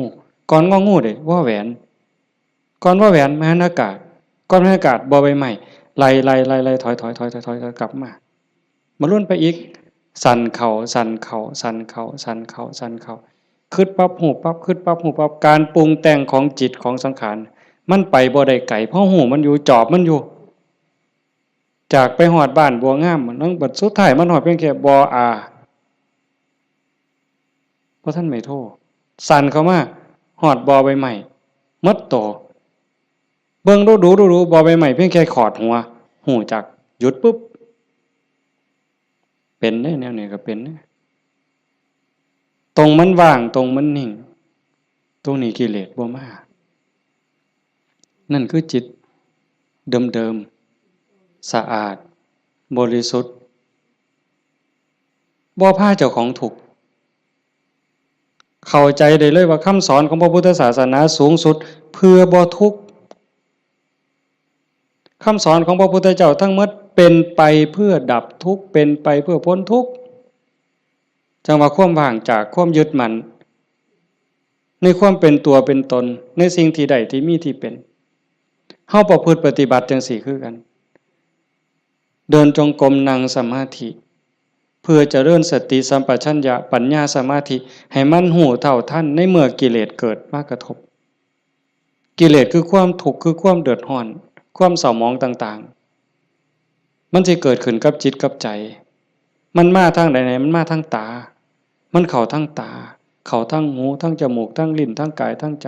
เพิ่นเอิ้นว่าอายตนะอายตนะเป็นเครื่องเชื่อมต่อภายในก็มี6ภายนอกก็มี6ตามันเป็นคู่กับรูปหูเป็นคู่กับเสียงจมูกเป็นคู่กับกลิ่นลิ้นเป็นคู่กับรสกายเป็นคู่กับสัมผัสใจเป็นคู่กับอารมณ์มันใส่ตาใดเข้าทั้งตาใดมันเข้าทั้งตาใส่หูใดมันเข้าทั้งหูใส่ดังใดมันเข้าทั้งดังใส่ลิ้นใดเข้าทั้งลิ้นรับหูรับตาไว้มันเข้าทั้งใจพี่เฮาฝึกสติสัมปชัญญะเพื่อให้อยู่กับปัจจุบันให้มันเท่ามันทันให้มันเร็วเวลาเกิดการกระทบตาเห็นรูปปั๊บตาบ่บอดมันต้องเห็นตาบ่บอดมันต้องเห็นเป็นเรื่องธรรมดาเห็นปั๊บเฮ็ดจังไดบัดนี้เฮ็ดจังไดในเมื่อตาเห็นรูปปั๊บเฮาสิรักษาใจบ่ให้มันหักบ่ให้มันสั่งบ่ให้มันดีใจบ่ให้มันเสียใจนี่คือตัวปฏิบัตินี่คือทางสายกลางเห็นปั๊บให้ใจเป็นปกติคือบ่ทันเห็นคือกับเฮานั่งเบิ่งพุทโธพุทโธตาเห็นปุ๊บหูปั๊บแต่ว่าให้นิ่งอยู่คือเก่าอย่าให้เกิดดีใจเสียใจอย่าให้เกิดหักเกิดสั่งขันมันจำเป็นสิต้องจัดการกับสิ่งที่เฮาเห็นก็เฮ็ดด้วยจิตเป็นปกติสมมุติว่าขึ้นไปตั้งเฮือนมีขี่ไก่ไปด่าไก่ก็บ่แม่นอีกปล่อยให้ไก่ก็บ่แม่นอีกละคิดเป็นตาสร้างไก่ก็บ่แม่นอีกละบ่ถูกหมดเฮ็ดให้จิตเป็นปกติยากอยู่ได้บ่ง่ายจักเม็ดไม่ออกย้อนเฮาเฮ็ดบ่ได้นี่เฮาจังเกิดจังตายเที่ยวตกนรกเป็นเปรตอสุรกายเที่ยวขึ้นสวรรค์เที่ยวลงนรกอยู่นี่ย้อนเฮ็ดจิตเป็นกลางบ่ได้เห็นขี่ไก่ก็สิไปสั่งไปด่าไก่แต่คันเห็นเงินแบ่งพันถิ่มอยู่เป็นจังได๋บัดมันสิว่าดีใจที่ล่ะว่าติอันนี้ก็บ่ถูกดีใจพอใจก็บ่แม่นให้จิตเป็นปกติคันสิจับสิหยิบมันมีเจ้าของบ่ก็หยิบไปหาเจ้าของเอาเก็บไว้ซะก่อนก็จังค่อยประกาศหาเจ้าของก็บ่คิดว่าสิเอาจังสี่คือกันคันบ่มาทางตาล่ะมันมาทางหูบัดนี้สมมุติว่าเขาด่าปึ๊บได้ยินเสียงด่ามาเฮ็ดจังได๋สิเฮ็ดใจเป็นปกติบ่เสียใจบ่น้อยใจคันพวกเพิ่นปฏิบัติเนาะเพิ่นจังว่าได้ยินเนาะเอาสติไว้ที่หูเกิดขึ้นที่หูก็ดับลงที่หูได้ยินเนาะบ่ให้ราคามันเถาะบ่ให้ราคาเลยบ่ดีใจนำบ่เสียใจนำเสียงก็สักว่าเสียงบ่แม่นสัตว์บุคคลตัวตนเราเขาเว้าง่ายแต่ว่าเฮ็ดยากที่สุดก็ย้อนเฮาฝึกบ่ทันพอคันผู้ฝึกได้แล้วก็เย็นคือเก่าเด้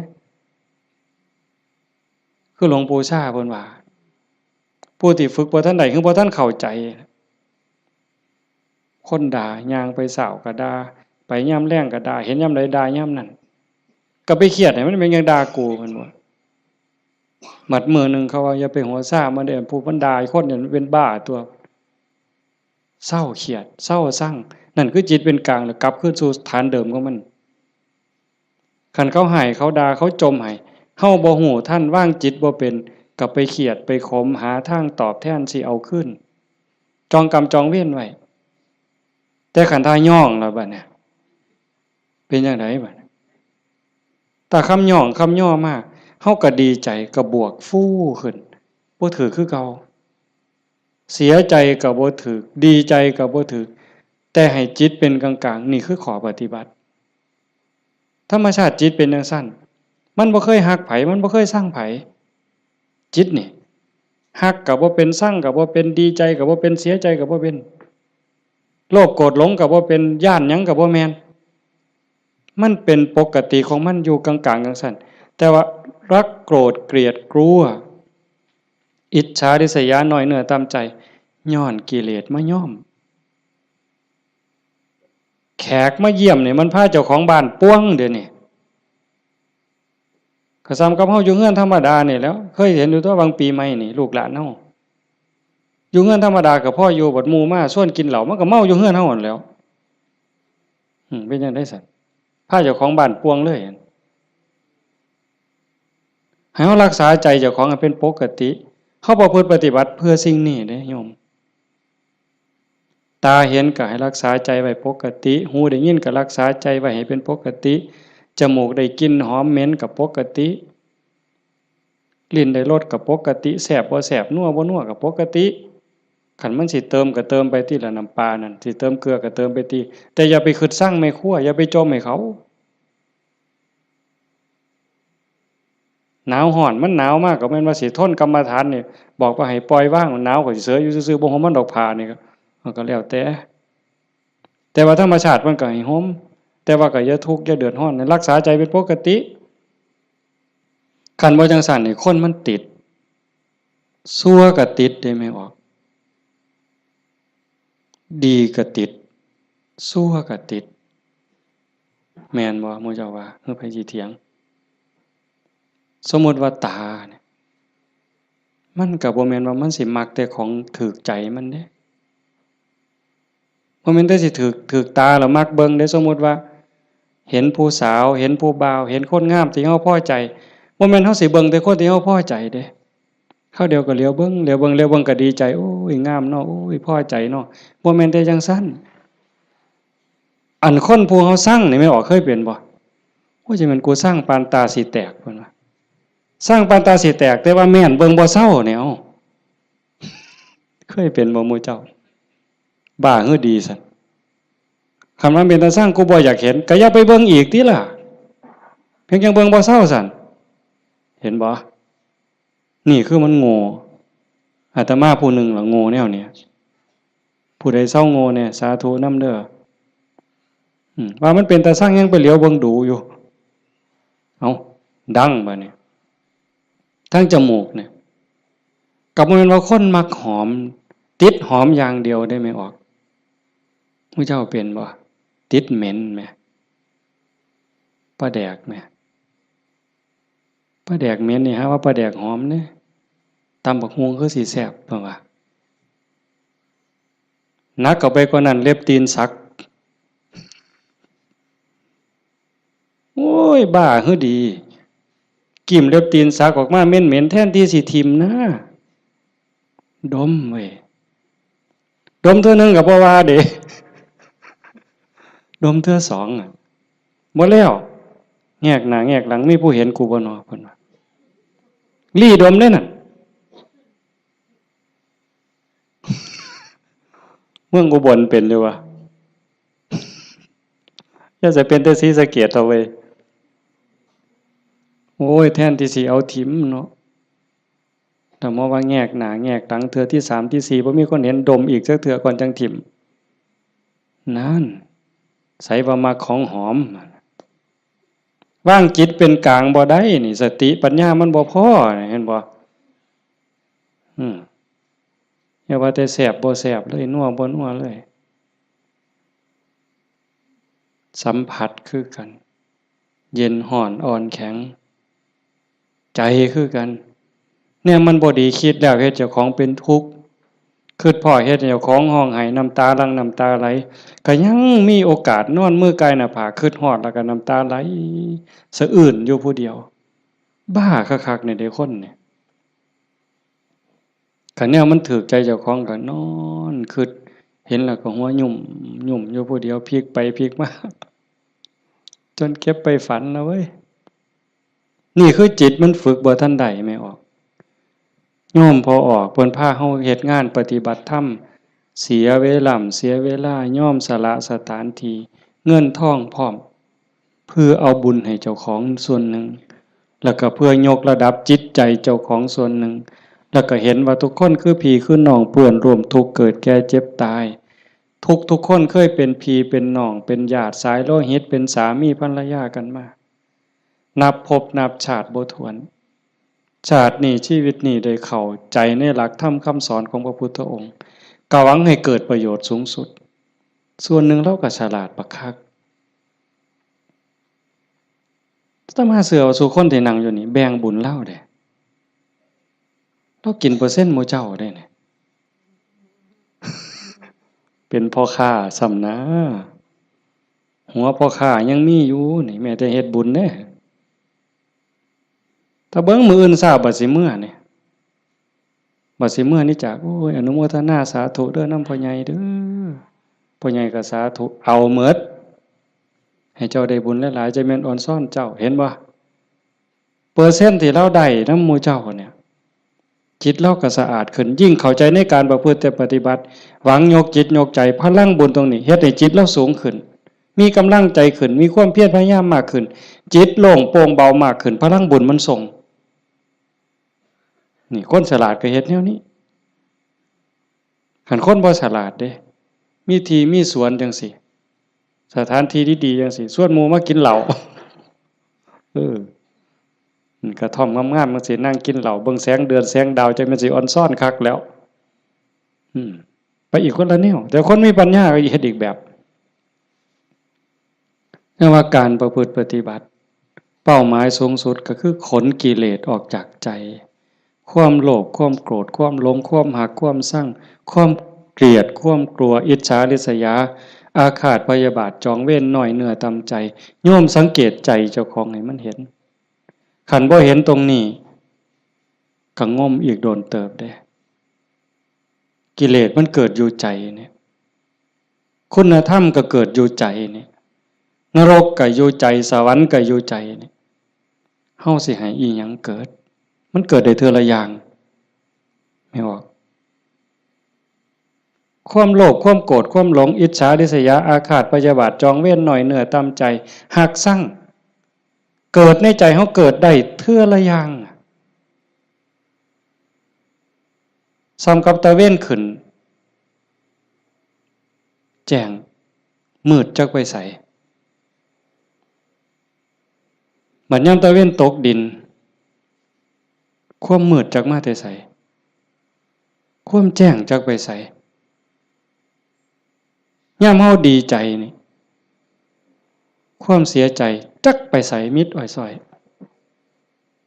ยามเฮาสั่งขึ้นมาฮักกับมิดอ้อยส้อยผัวเจ้าของนี่ล่ะเคยเป็นบ่ผัวเจ้าของเมียเจ้าของนี่ฮักปานสิกลืนกินแพงกับแพงแต่บัดยามสั่งมาแล้วบ่โธ่ฮักจักไปไสจนขากันตายแล้วเว้ยเห็นบ่อยู่นำกันจังซี่บัดเป็นตาฮักขึ้นมาก็เป็นตาฮักบัดเป็นตาสั่งก็เป็นตาสั่งจังว่าใจเฮามันได้เกิดขึ้นได้เทื่อละอย่างเทื่อละอย่างแล้วเฮาใส่อีหยังเกิดขึ้นกับใจเฮาบัดนี้ผู้มีธรรมก็อยากให้ความดีเกิดความดีใจความภูมิใจจิตที่มีเมตตาต่อกันหวังดีต่อกันอนุโมทนายินดีนำในเมื่อผู้อื่นเขาได้ดียามเมื่อคนอื่นเขาทุกข์ยากลำบากซอยเหลือบ่ได้ก็ให้มีอุเบกขาให้ถือว่าเป็นกรรมของสัตว์พอซอยเหลือได้ก็ซอยเหลือคันเฮาจอบเบิ่งจังซี่ใจเฮามีอีหยังเกิดขึ้นปั๊บก็ฮู้จักคืออาตมาเว้าตอนกลางๆนั่นว่าคิดปั๊บฮู้ปั๊บคิดปั๊บฮู้ปั๊บอันคือเฮ็ดให้มันว่างแต่คันเฮาจอบเบิ่งมันมีอีหยังเกิดขึ้นก็ฮู้คันมันเป็นเรื่องบ่ดีบ่งามก็บ่ทรงบ่บวกบ่ทรงมันต่อบ่ร่วมคิดกับมันบ่ร่วมขบวนการกับมันเฮาจะเห็นซ่อมเบิ่งคันอยากฮู้ว่าเจ้าของเป็นคนแนวใดก็จอบเบิ่งใจเจ้าของนี่เป็นคนขี้อิจฉาบ่เป็นคนขี้โลภบ่ เป็นคนขี้โกรธบ่เป็นคนขี้น้อยใจบ่ญาติโยมต้องซ่อมเจ้าของได้บัดนี้ผู้เฮ็ดมาแล้วก็สาธุผู้บ่ทันเคยเฮ็ดก็ลองสังเกตเวลามันบ่พอโยมประเด็นสุดท้ายสิเว้านำเนี่ยเวลาของชีวิตเฮาเหลือน้อยผู้บางคนเข้าวัดมา10 ปี20 ปี30 ปี40 ปีผู้บางคนหลายกว่านั้นลองเบิ่งมาเทียบเบิ่งวันเวลาที่เฮาเข้าวัดเข้าว่าปฏิบัตินำครูบาอาจารย์นับเงินทำบุญกันหลายแสนลองเบิ่งเด้นับเงินที่เฮาบริจาคทำบุญหน่อยแน่หลายแน่นี่เวลา20 30 40 ปีนี่มันเป็นแสนแล้วคันบริจาคเทื่อละ100เทื่อละ20เนี่ยเข้าหมดจักเหล้าตั้งแต่ใส่บาตรตั้งแต่ไปจังหันจังเพ็ญเข้าเฮาหมดจักเหล้าเอาผ้าเอาสาดเอาหมอนถวายวัดหมดไปหลายปานใด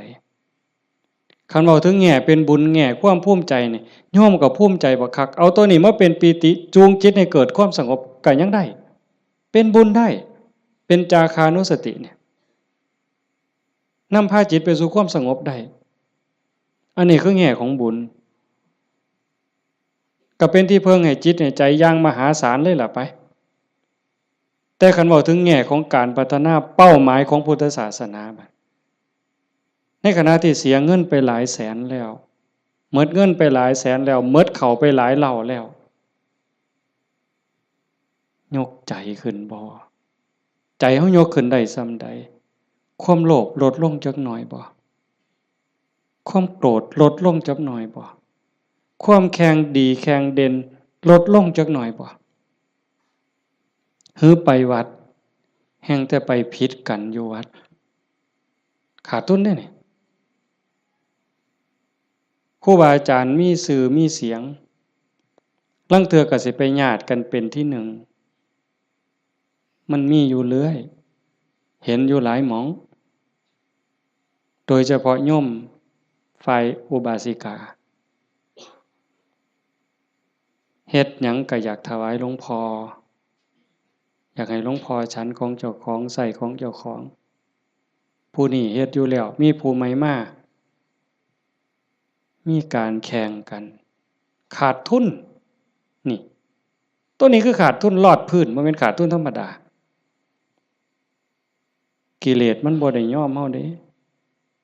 ไม่ออกสังเกตเด้อย่าเชื่ออาตมานำแม้แต่พระเถาะเพราะฉะนั้นหลวงปู่ชาบ่ได้ถีบพระดอกเนาะได้ไปนวดหลวงปู่แล้วว่าเจ้าของคักหลวงปู่เพิ่นฮู้จักความคือเลยถีบเลยหงายหลังตึงยังจังได้คิดเห็นบ่นี่คือครูบาอาจารย์เพิ่นสอนให้เห็นจิตตัวนี้โยมคันบ่เห็นจิตตัวนี้นี่งมซ่าไปอีกโดนเติบเยจิตตังสัญญเมสันติโมขันติมานะพันธนาถ้าบุคคลใดจะพึงตามดูจิตบุคคลผู้นั้นจะพ้นจากบ่วงแห่งมารคันเห็นใจตัวนี้นี่เขาต้องการความสะอาดแม่นบ่ต้องการความสะอาดต้องการความบริสุทธิ์แห่งจิตแห่งใจเนี่ยมันจะเห็นคันบ่จังซั่นเข้าข้างเจ้าของเสยเด้มันมาที่หลังมันสิมาใหญ่กว่าเฮาได้จังใดมันสิมาเป็นที่หนึ่งได้จังใดผิดกันวัดแตกเว้ยมีเด้แนวนี้ก็ได้ขาดทุนเสียเงินเสียทองหาคืนใหม่ได้เด้หาเงินแสนเฮาก็ยังมีโอกาสสิหาพ่อโยมหาเงินล้านยังมีโอกาสสิหาพ่อเสียหยังก็เสียได้แต่ว่าคันเสียเวลาเนี่ยเสียเลยเด้เสียเลยมีเงิน100 ล้านซื้อนาทีที่ผ่านไปกลับมาบ่ได้ซื้อนาฬิกาเลื่อนละแสนเลื่อนละล้านน่ะซื้อได้แต่ซื้อเวลาวินาทีเดียวก็ซื้อบ่ได้เฮาหายใจเข้าหายใจออกตอนนี้หมดแล้วก็หมดเลยบ่กลับคืนมาอายุเฮาก็หมดไปความตายก็ใกล้เข้ามาเวลาแห่งการเก็บเกี่ยวสัพพะธรรมเก็บกรรมบุญกุศลซักฟอกจิตใจให้สะอาดบริสุทธิ์มันหมดไปเรื่อย จังสันจังว่าเขาวัดเขาว่าประพฤติปฏิบัติ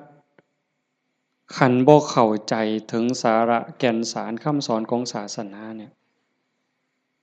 บุญนั่นได้อยู่หรอกแต่มันบ่ทันปลอดภัยจังว่าพระพุทธเจ้าบ่ให้มาติดอยู่ที่บุญแต่เพิ่นให้เฮ็ดบุญให้สร้างบุญให้สร้างหลายๆแต่ว่าให้กายไปอีกสู่ความสะอาดบริสุทธิ์แห่งใจถ้ามันไปบ่ทันฮอดนั่นบ่ปลอดภัยเทวดาก็ตกสวรรค์ได้เห็นบ่จังซั่นจังว่าในเมื่อเฮามาสู่ขบวนการปานนี้โยมพอออกผู้เป็นเจ้าภาพก็ตั้งใจปานนี้เฮ็ดดีมาปานนี้ก้าวขึ้นไปอีกให้ก้าวขึ้นไปนี้ก่อนวันเวลาของชีวิตมันสิหมดให้พยายามเฮ็ดใจให้เป็นกลางๆหูได้ยินจมูกได้กลิ่นลิ้นได้รสกายได้สัมผัสก็เฮ็ดใจให้เป็นกลางๆสิปฏิบัติกับสิ่งที่มากระทบจากตาเห็นจากหูได้ยินจากจมูกได้กลิ่นลิ้นได้รสกายสัมผัสก็เฮ็ดด้วยสติอย่าให้รู้สึกว่าหักอย่าให้รู้สึกว่าซั่งอย่าเฮ็ดด้วยความซั่งอย่าเฮ็ดด้วยความดีใจด้วยความเสียใจอย่าเฮ็ดด้วยความหักให้จิตเป็นกลางกันเฮ็ดจังซี่คันเฮ็ดได้จังซี่มันอ่อนซ่อนเจ้าของเด้อาตมาก็เฮ็ดบ่ทันได้ก็ยังพยายามอยู่ก็จังว่าส่วนญาติส่วนโยมเฮ็ดไปพร้อมๆกันคันบ่จังซั่นน่ะมันเสียเวลาเสียดายเจ้าของ30-40 ปีหมดเงินก็หลายแสนหมดข้าวก็หลายเหล้าหมดเวลาในการทำมาหากินเงินที่มาบริจาคข้าวของที่มาทำบุญก็หมดไปแล้วเวลาล่ะคันเอาเวลานั้นที่มาอยู่วัดอยู่ว่ามาสร้างน้ำทำบุญไปหาเงินหาทองมันก็ต้องได้ตื่มกันอีกหลายเติบมันจักเท่าแต่ว่าเฮายอมเสียสิ่งนั้นเพื่อสิแลกเอาสิ่งที่ดีที่สุดสิ่งที่ประเสริฐที่สุดก็คือใจเจ้าของเนี่ยให้ได้ใจที่มีความสงบใจที่มีความร่มเย็นใจที่เต็มเปี่ยมด้วยความเมตตากรุณายินดีมุทิตากับผู้อื่นใจที่เป็นอุเบกขาโตสติความระลึกได้แล้วก็อุเบกขาตัวว่างจิตเป็นกลางจิตที่เฉยเป็นสิ่งที่เฮาควรจะหาให้มันได้หาให้มันพอให้มันเจอก่อนลมหายใจสุดท้ายสิดับลงไม่ออกให้มันพอจิตนี่ก่อนลมหายใจสุดท้ายสิดับลงเพราะนั่นคือพุทธะพุทธะคือความสะอาดจิตที่สะอาดจิตที่สว่างจิตที่สงบสะอาดจากหักจากสร้างจากดีใจจากเสียใจจากได้จากเสียจากบวกจากลบสว่างสวัยด้วยสติปัญญาหูเท่าท่านตามความเป็นจริงหักก็ตามสร้างก็ตามสรรเสริญนินทาก็ตามลาภยศสรรเสริญก็ตามสว่างตาโดยแสงไฟเพิ่นเว้าสว่างใจโดยแสงธรรมบ่ยินดียินร้าย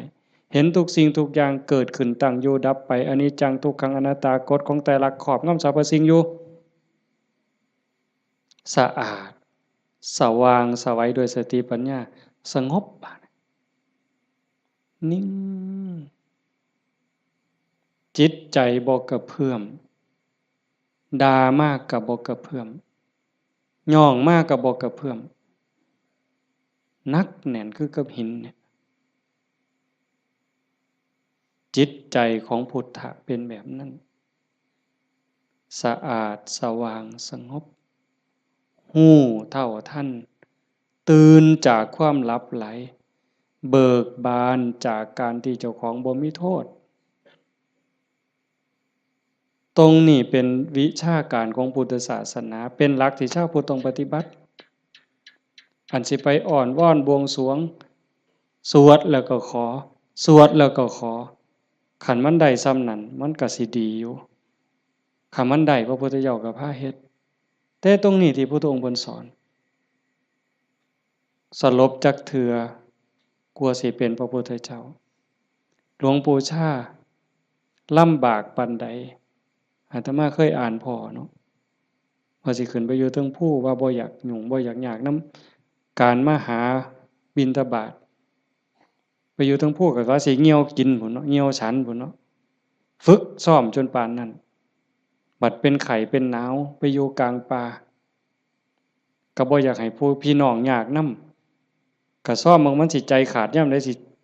จูดไปสุดที่ถิ่มเพิ่นว่าเมื่อได้ยินเสียงกวงห้อง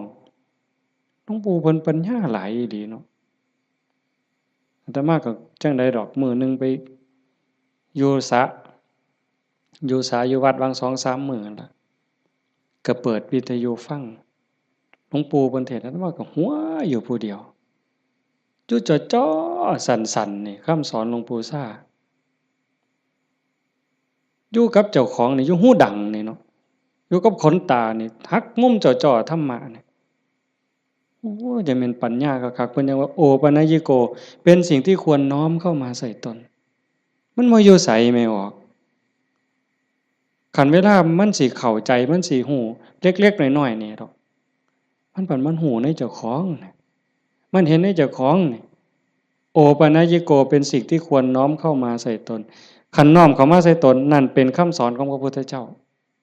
คันน้อมออกไปจักแม่นคำสอนไผบัดนี้คันไปอ้อนวอนบวงสรวงเทวบุตรเทวดาอินทร์พรหมยมยักษ์พระเจ้าทั้งหลายนี่แล้วโลดแต่ว่าอาศัยการประพฤติปฏิบัติจังว่าการฟังเทศน์ฟังธรรมให้เป็นไปเพื่อความศรัทธาความเหลื่อมใส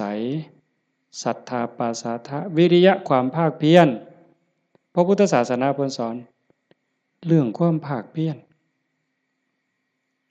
วิริเยนะทุกขมัจเจติ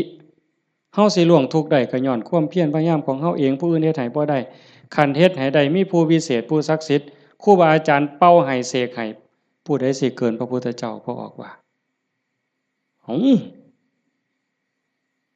ไผสิเกินพระพุทธเจ้าในโลกในจักรวาลแนวคันมันเฮ็ดแทนได้ทำพิธีเฮ็ดให้ได้พระพุทธเจ้าเฮ็ดให้หมดมื้อเช้าย่างบิณฑบาตหัวแต่ว่ามันก็หาเรื่องอยู่เลยปีชงเพิ่นว่าปีนี้ปีชงหยังส่งกาแฟ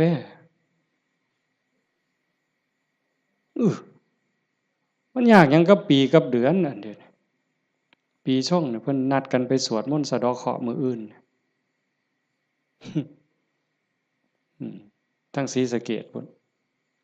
ผู้ปีชงปีมะยังว่าไว้เฮาบ่เข้าใจปานใดดอกพากันไปสวดไปสะเดาะเคราะห์ไปต่อชะตาไผสิเกินพระพุทธเจ้าก็ลองเบิ่งคันมันเป็นจังซั่นมันเฮ็ดจังซั่นพระพุทธเจ้าเฮ็ดหมดอันไม่ออกมาเฮ็ดนี่กำลังเฮ็ดให้เจ้าของสะเดาะเคราะห์ก็แม่นต่อชะตาก็แม่นเสริมดวงก็แม่นโดยการตั้งสติให้มันฮู้จักอีหยังผิดอีหยังถูกอีหยังควรบ่ควรตรงนี้ตรงมันแม่นพุทธะต้องเฮ็ดแบบนี้เพี้ยนมาจากภพจากชาติคันเฮาบ่มีเชื่อเก่าไม่ออกบ่ออกคันว่ามีเชื่อของนักบวชนักปฏิบัติเป็นเชื่อเป็นอย่างเป็นเผ่าเป็นพันธุ์ไว้ตั้งแต่อดีตเฮาบ่มีมือมาเฮ็ดจังซี่ในเมื่อเฮามีของเก่ามานำพามาสู่การเหตุการณ์ทำจังซี่มีกัลยาณมิตรพาเฮ็ดพาทำให้ทุ่มเทเต็มที่ถือว่าโอกาสได้เกิดมาเป็นมนุษย์ได้พบพระพุทธศาสนามีสติปัญญาหูดีหูชั่วหูผิดหูถูกยังมีสติหูอยู่จังซี่เฮ็ดเต็มที่ก่อนมันสิหมดเวลาแล้วอย่าคิดว่าเจ้าของซ่าเด้ไม่ออกญาติโยมอย่าคิดว่าเฮาสิเฮ็ดบ่ทันตราบใดลมหายใจยังมีอยู่สติสัมปชัญญะยังหูผิดหูถูกเพิ่นว่าเฮามีโอกาสจนลมหายใจสุดท้ายจนลมหายใจสุดท้ายยิ่งเฮาฟังเทศน์ฟังธรรมอยู่บ่อยๆอยู่ประจำบัดจนฮอดเฮาเจ็บเฮาป่วยเฮาใจสิขาดสิล้มสิตายสิ่งที่เฮาฝึกมาตลอดชีวิตทบทวนมาตลอดชีวิตฮอดเวลานั้นมันจะว่างแม่นบ่แม่นก็แล้วแต่สิว่างว่ามันเอาบ่ได้แล้วร่างกายบ่แม่นของเฮาสังขารบ่แม่นของเฮาสรรพสิ่งในโลกบ่แม่นของเฮาดินดอนตอนหญ้าบ่แม่นของเฮาแม้แต่สังขารร่างกายก็สิถิ้มอยู่ไว้ๆนี่ว่างเด้ปล่อยเด้ ตัวอย่างที่อาตมาได้พบมาญาติธรรมวันที่9 พฤศจิกาอาตมาว่าจะพาไปสวดมนต์ที่พระใหญ่อำเภอเขืองในเพิ่นนิมนต์ไปเทศน์ก็เลยประกาศชวนญาติชวนโยมไปญาติธรรมกลุ่มหนึ่งผู้เฒ่าหน่อยที่สุดก็60แต่ส่วนใหญ่70ขึ้นไปเกิดอุบัติเหตุโยมอาจจะได้ยินข่าวอยู่ว่าจักรถสิเลี้ยวเข้าพระใหญ่เขิมเพื่อเขืองในเลี้ยวเข้าไป2 ขั้นหน้าไปติดหลุมสิลงจากทางลาดยางมันมีหลุมก็คอยหยอดขั้นหน้าคอยหยอดขั้นหลังก็จอดนิ่งๆรถวัดป่าใหญ่เมืองอุบลแล่นมาต่ำเขาเต็มลำหลังหัวเก่งนั่น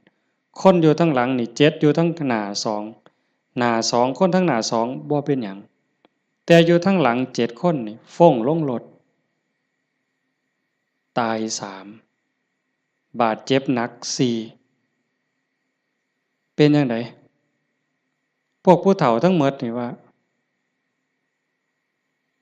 ชีวิตเฮาอันนี้เพิ่นเว้าก่อนเป็นได้เว้ามาเรื่อยๆดอกบ่แม่นเว้ามื้อนั้นเว้าเรื่อยๆเว้าตลอดถ้าเฮาได้เข้าวัดเข้าว่าได้ปฏิบัติเป็นนักรบตายในสนามรบตายยามใดก็บ่ย้านยิ่งไปเฮ็ดบุญตายแฮ่งแต่ดีว่าจังซี่เลยเด้ตายก็ตายไปแต่ว่าซุ่มยังนี่กระดูกโครงหักแขนหักกระดูกสันหลังเคลื่อนกระดูกต้นข้อเคลื่อนขาหลุดโบกแม่นหมด2 คนหนึ่งนี่หมอเขาว่าเป็นอัมพาตตลอดชีวิตซอยเหลือเจ้าของบ่ได้อาตมาก็ออกมาบ่ได้เทศน์นำซั่นดอกได้ยินข่าวอาตมาไปนั่งลงปุ๊บก็เสียงหวอรถดังเลยพอได้ยินข่าวว่าเป็นญาติที่ทำก็แต่ตามเขามาโรงพยาบาลเขืองในพอแต่ไปฮอดแม่ใหญ่นึงเขาก็ไปเขามาอุบลก็หลายแล้วแต่แม่ใหญ่นึงนอนอยู่ก็เจ็บแขนหักหน้านี่ลอกหมดเลือดแดงพอแต่เห็นโอ้ยอาจารย์แขวหักเพิ่นว่าแขวเสียไปซ้ำเพิ่นว่าโอ้ยสร้างมันเถาใหญ่บ่ได้ซื้อเพราะบาทดอกแขวนั่นว่าเราก็ยังดีใจอยู่เด้หลานน้อยไปนำหลานอาตมาไปนำ2 คนจับมือยายแหน่มันหนาวมันสิไปทั้งเพิ่นแล้วนะมันหนาวจับมือยายแหน่ให้ยายอุ่นแหน่ให้ยายอุ่นแหน่เด็กน้อยก็จับผู้คนก็บ่ฮู้เรื่องสลบไปบัดพ่อใหญ่นึงบัดนี้กระดูกหักเขาก็คิดว่าแอวหักอาตมาก็คิดยากหมอเขาก็มาจับนี่เขาก็เพื่อทดสอบว่าเป็นหยังบัดสุดท้ายเขาก็ว่าแอวหักกระดูกหักอาตมาก็โอ้ยตารู้ตนผู้เฒ่าเราก็ถามหาเมียเนาะครูนั่นโยมบ้านฟังเพอาจจะเห็นพ่อใหญ่ผู้ดำๆมันเพิ่นสิเป็นครูอาตมาเอิ้นแต่เทวดาตาบ่เห็นหุงดอกผู้เฒ่าขี่รถมาเกือบ20กิโลรถซาเล้งเพิ่นมื้อนั้นเพิ่นก็ถามหาเมียเพิ่นอาตมาก็บ่ได้ปากดอกแต่หมอไปนำนั่นเพิ่นเว้าก่อนยายเพิ่นก็ถามหาตาอยู่จริงๆเขาไปอุบลตายก่อนหมู่ยายนั่นหม่องหมอนเป็นตาเงิดหลายบัดนี้อาตมาเยี่ยมอยู่โรงพยาบาลสรรพสิทธิ์ไปเยี่ยมเฒ่าผู้ชายหั้นก่อนโอ้ยอาจารย์บ่แม่นของเฮาจักอย่างเพิ่นว่าเด้บ่แม่นของเฮาจักอย่างบอกบ่ให้เจ็บมันก็เจ็บมันอยากเป็นหยังมันก็เป็นบ่แม่นของเฮาจังแม่นน้อเพิ่นว่าหลงว่าของเจ้าของมาตั้งโดนอันนี้ก็ตัวนึงหลังจากนั้นมาเยี่ยมแม่ใหญ่ผู้กระดูกข้อเคลื่อนกระดูกสันหลังเคลื่อนอันนี้หมอก็ว่าเป็นอัมพาตตลอดชีวิตบัดนี้ถ้ามาฮอดแล้วเว้าแม่ใหญ่นี่แล้วเว้าอีหลีน่ะเว้าแผ่วๆๆๆเสียงดังเว้าแต่กรรมฐานแล้วเว้าหยังดอกโอ้ยบ่ย้านจักหน่อยอาจารย์เพิ่นว่าลูกศิษย์อาจารย์ใหญ่วัดโน่นกุลมบ่ย้านเพิ่นว่านั่งสมาธิ6 ชั่วโมง9 ชั่วโมงสำบายตายก็ดีมันสิได้เซาเจ็บเซามีแรงเพิ่นว่าแต่ว่าเราหลับไปยามใดวึบไปยามใดเราว่าขาวอักลากนี่หม้องเราอุ่นคือมันสิใจขาดหลับไปยามใดปึ๊บสิเห็นคนใส่ชุดขาวเต็มอยู่ตลอดนี่คือนิมิตดีเด้คันตายในขณะนี้นี่สวรรค์เขาเอาเราไปแท้แต่ว่าเราปฏิบัติตลอดที่จริงเขาให้เราอยู่ห้องผู้เดียวเป็นห้องอันตราย แล้วผมว่าโอ้ยดีแห้งอาจารย์เขาให้อยู่ผู้เดียวบ่มีผู้ใดมากวนปฏิบัติภาวนาเมิดขึ้นเพิ่นว่าอันบ่ฮู้ทีบเด้นั่นเจ้าของนั่นอันตรายที่สุดเพิ่นว่าเพิ่นสำบายมีผู้ใดมากวนเพิ่นนั่นบัดเอาไปเอามาภาวนาตลอดอยู่โรงพยาบาลตลอดย่างได้ซุมื้อหมอว่าสิเป็นอัมพาตตลอดถึง2เท่านี่ตลอดชีวิตเลยช่วยเหลือตัวเองบ่ได้แท้เดี๋ยวนี้ย่างได้ถึง2คนเห็นบ่หม่องอัศจรรย์หลายพ่อใหญ่เข็มนี่แม่ใหญ่ต้องค้ำเมียตายพ่อใหญ่ต้องเข็มพ่อใหญ่เข็มนี่คือทรมานตอนนี้ก็ย่างแล้วอ่าโยมแม่ใหญ่สวัสดิ์น้องสาวนั่นตายแล้วอีกผู้หนึ่งอาตมาจื้อบ่ได้ตายบ่เอาเรื่องกับรถถือว่าเป็นกรรมเป็นเวรเป็นสิ่งที่เกี่ยวเนื่องกันมาใครแม่นเฮาสิว่าแนวใดมองอาตมาเงิดอ่อนซ่อนใจคนน่ะขอบสามครอบครัวนี่ผู้หนึงเจ็บสาหัสผู้หนึงตายนี่บ่เอาเรื่องกับรถบ่เอาเรื่องกับคู่กรณีถือว่าเป็นเรื่องของบาปของบุญเป็นเรื่องของวัฏสงสารให้แล้วต่อกันเขาก็บ่อยากมาซ้นเขาก็บ่อยากพาเฮาไปตายนี่มองว่าคุณภาพของธรรมะมองเข้าใจธรรมะมันเฮ็ดใจได้ขนาดนั้นน่ะคักบ่มื้อนี้แม่ใหญ่นึงผู้เตรียมเนี่ยเผาไปวาง 2-3 มื้ออายุ89ปี7 เดือนผู้หญิงเด้เลี้ยงลูกเมียใหม่ผัวเพิ่นไปมีเมียใหม่เพิ่นบ่เครียดเมียใหม่ออกลูกเพิ่นเอามาเลี้ยงพร้อมเอ้าไม่ออกเฮ็ดได้บ่นี่คือน้ำใจคนนะแม่ใหญ่นี่เราปฏิบัติธรรมอยู่นำครูบาอาจารย์มาตลอดลูกเราดีหมดซุคนเป็นหมอ2เป็นครูผู้หนึ่งเป็นเจ้าหน้าก็มีอยู่2คนแต่ว่าหม่องอัศจรรย์คือเราปฏิบัติตลอดโยมไม่ออกสวดปาติโมกข์ได้ที่พระเพิ่นลงปาติโมกข์นี่แม่ใหญ่น่ะเราสวดได้อาตมาสวดบ่ได้หม่องเป็นตะงึดหลาย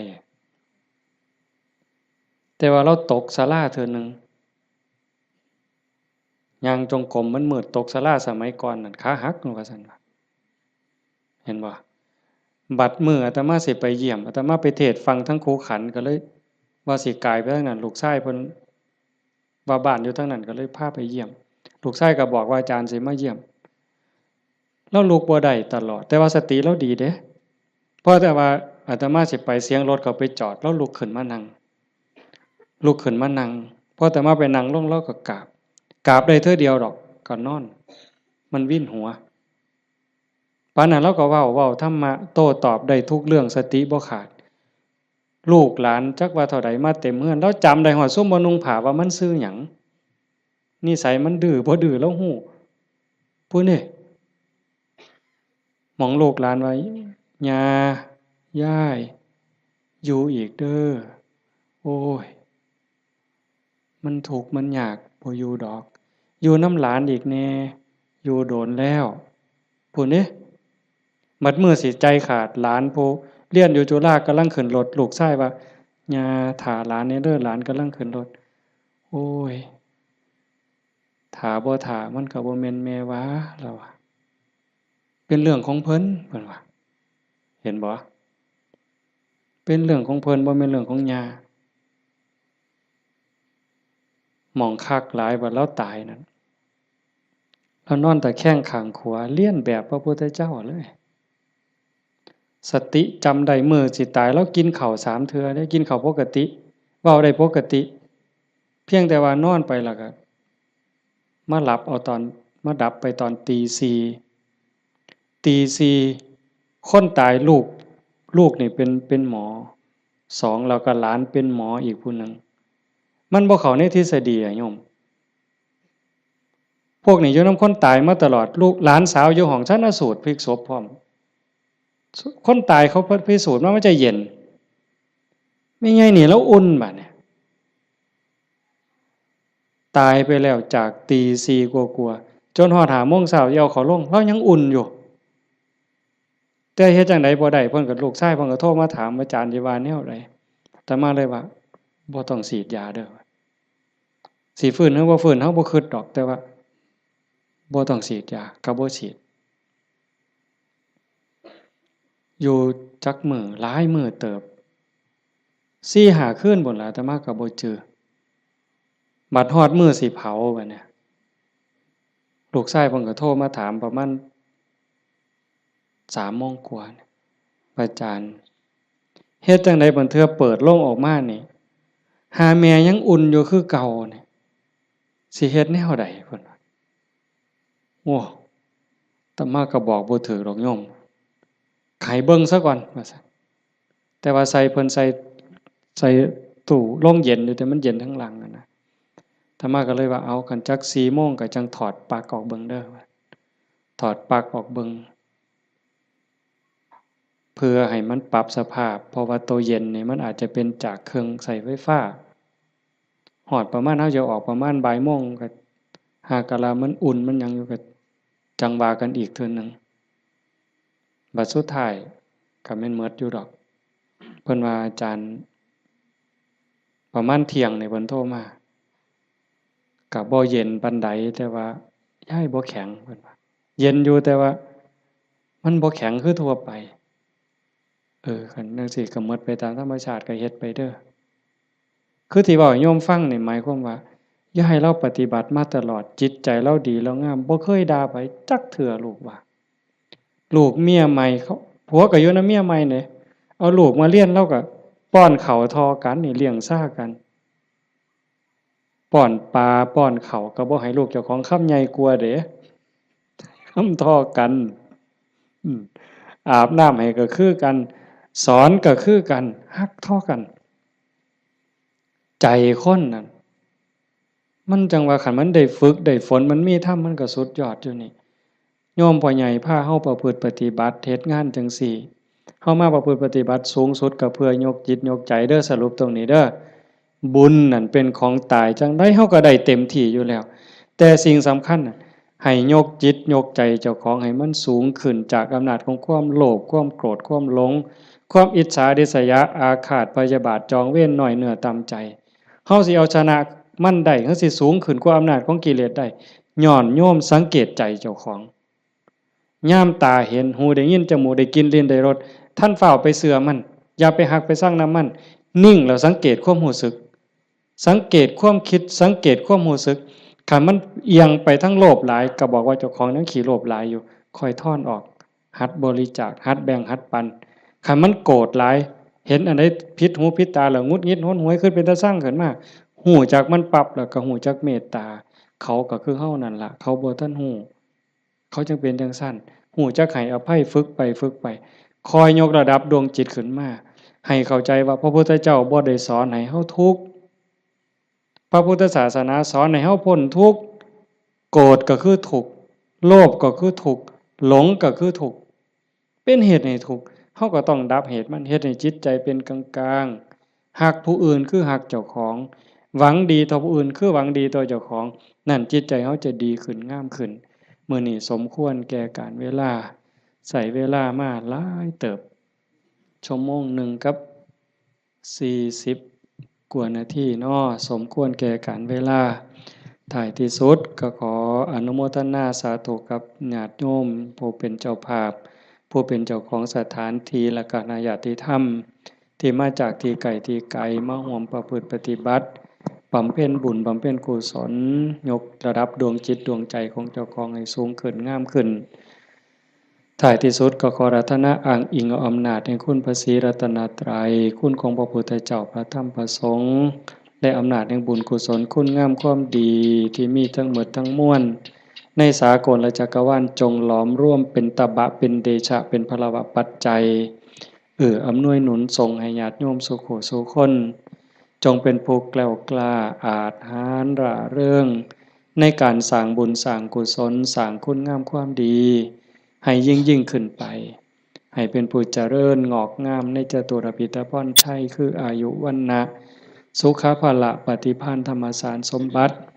ให้เป็นผู้มีสัมมาทิฏฐิมีโอกาสประพฤติธรรมปฏิบัติธรรมให้ได้เข้าถึงธรรมที่บ่ทันได้เข้าถึงได้ฮู้แจ้งธรรมที่บ่ทันได้ฮู้แจ้งจนสามารถนำตนให้พ้นทุกข์ปรารถนาสิ่งหนึ่งประการใดหากเป็นไปโดยชอบประกอบโดยธรรมก็ขอให้ความหวังความปรารถนานั้นจงสำเร็จทุกๆประการมีความสุขกายสุขใจโดยทั่วกันทุกท่านทุกคนเทอญสาธุยะถาวาริวหาปุราปาริปุเรนติสาครังเอวเมวะอิโตทินังเปตานังอุปกัปปติอิชิตังปฏิตังตุมหังคิปะเมวะสมิจฉตุสัพเพปุเรนตุสังกปาจันโทปนรโสยะถามณิโชติรโสยะถาสัพพิติโยวิวัชชันตุสัพพโรโควินัสสตุมาเตภวัตวันตรายโยสุขีทีขายุโกภวะอภิวาทนาสีลิสะนิจจังวุธาปจายโนจัตตารโอธรรมาวัฏันติอายุวันโนสุขังพลังภวตุสัพพมังคลังรักขันตุสัพพเทวตาสัพพพุทธานุภาเวนะสัพพธัมมานุภาเวนะสัพพสังฆานุภาเวนะสทธาโสธีพระวันตุเต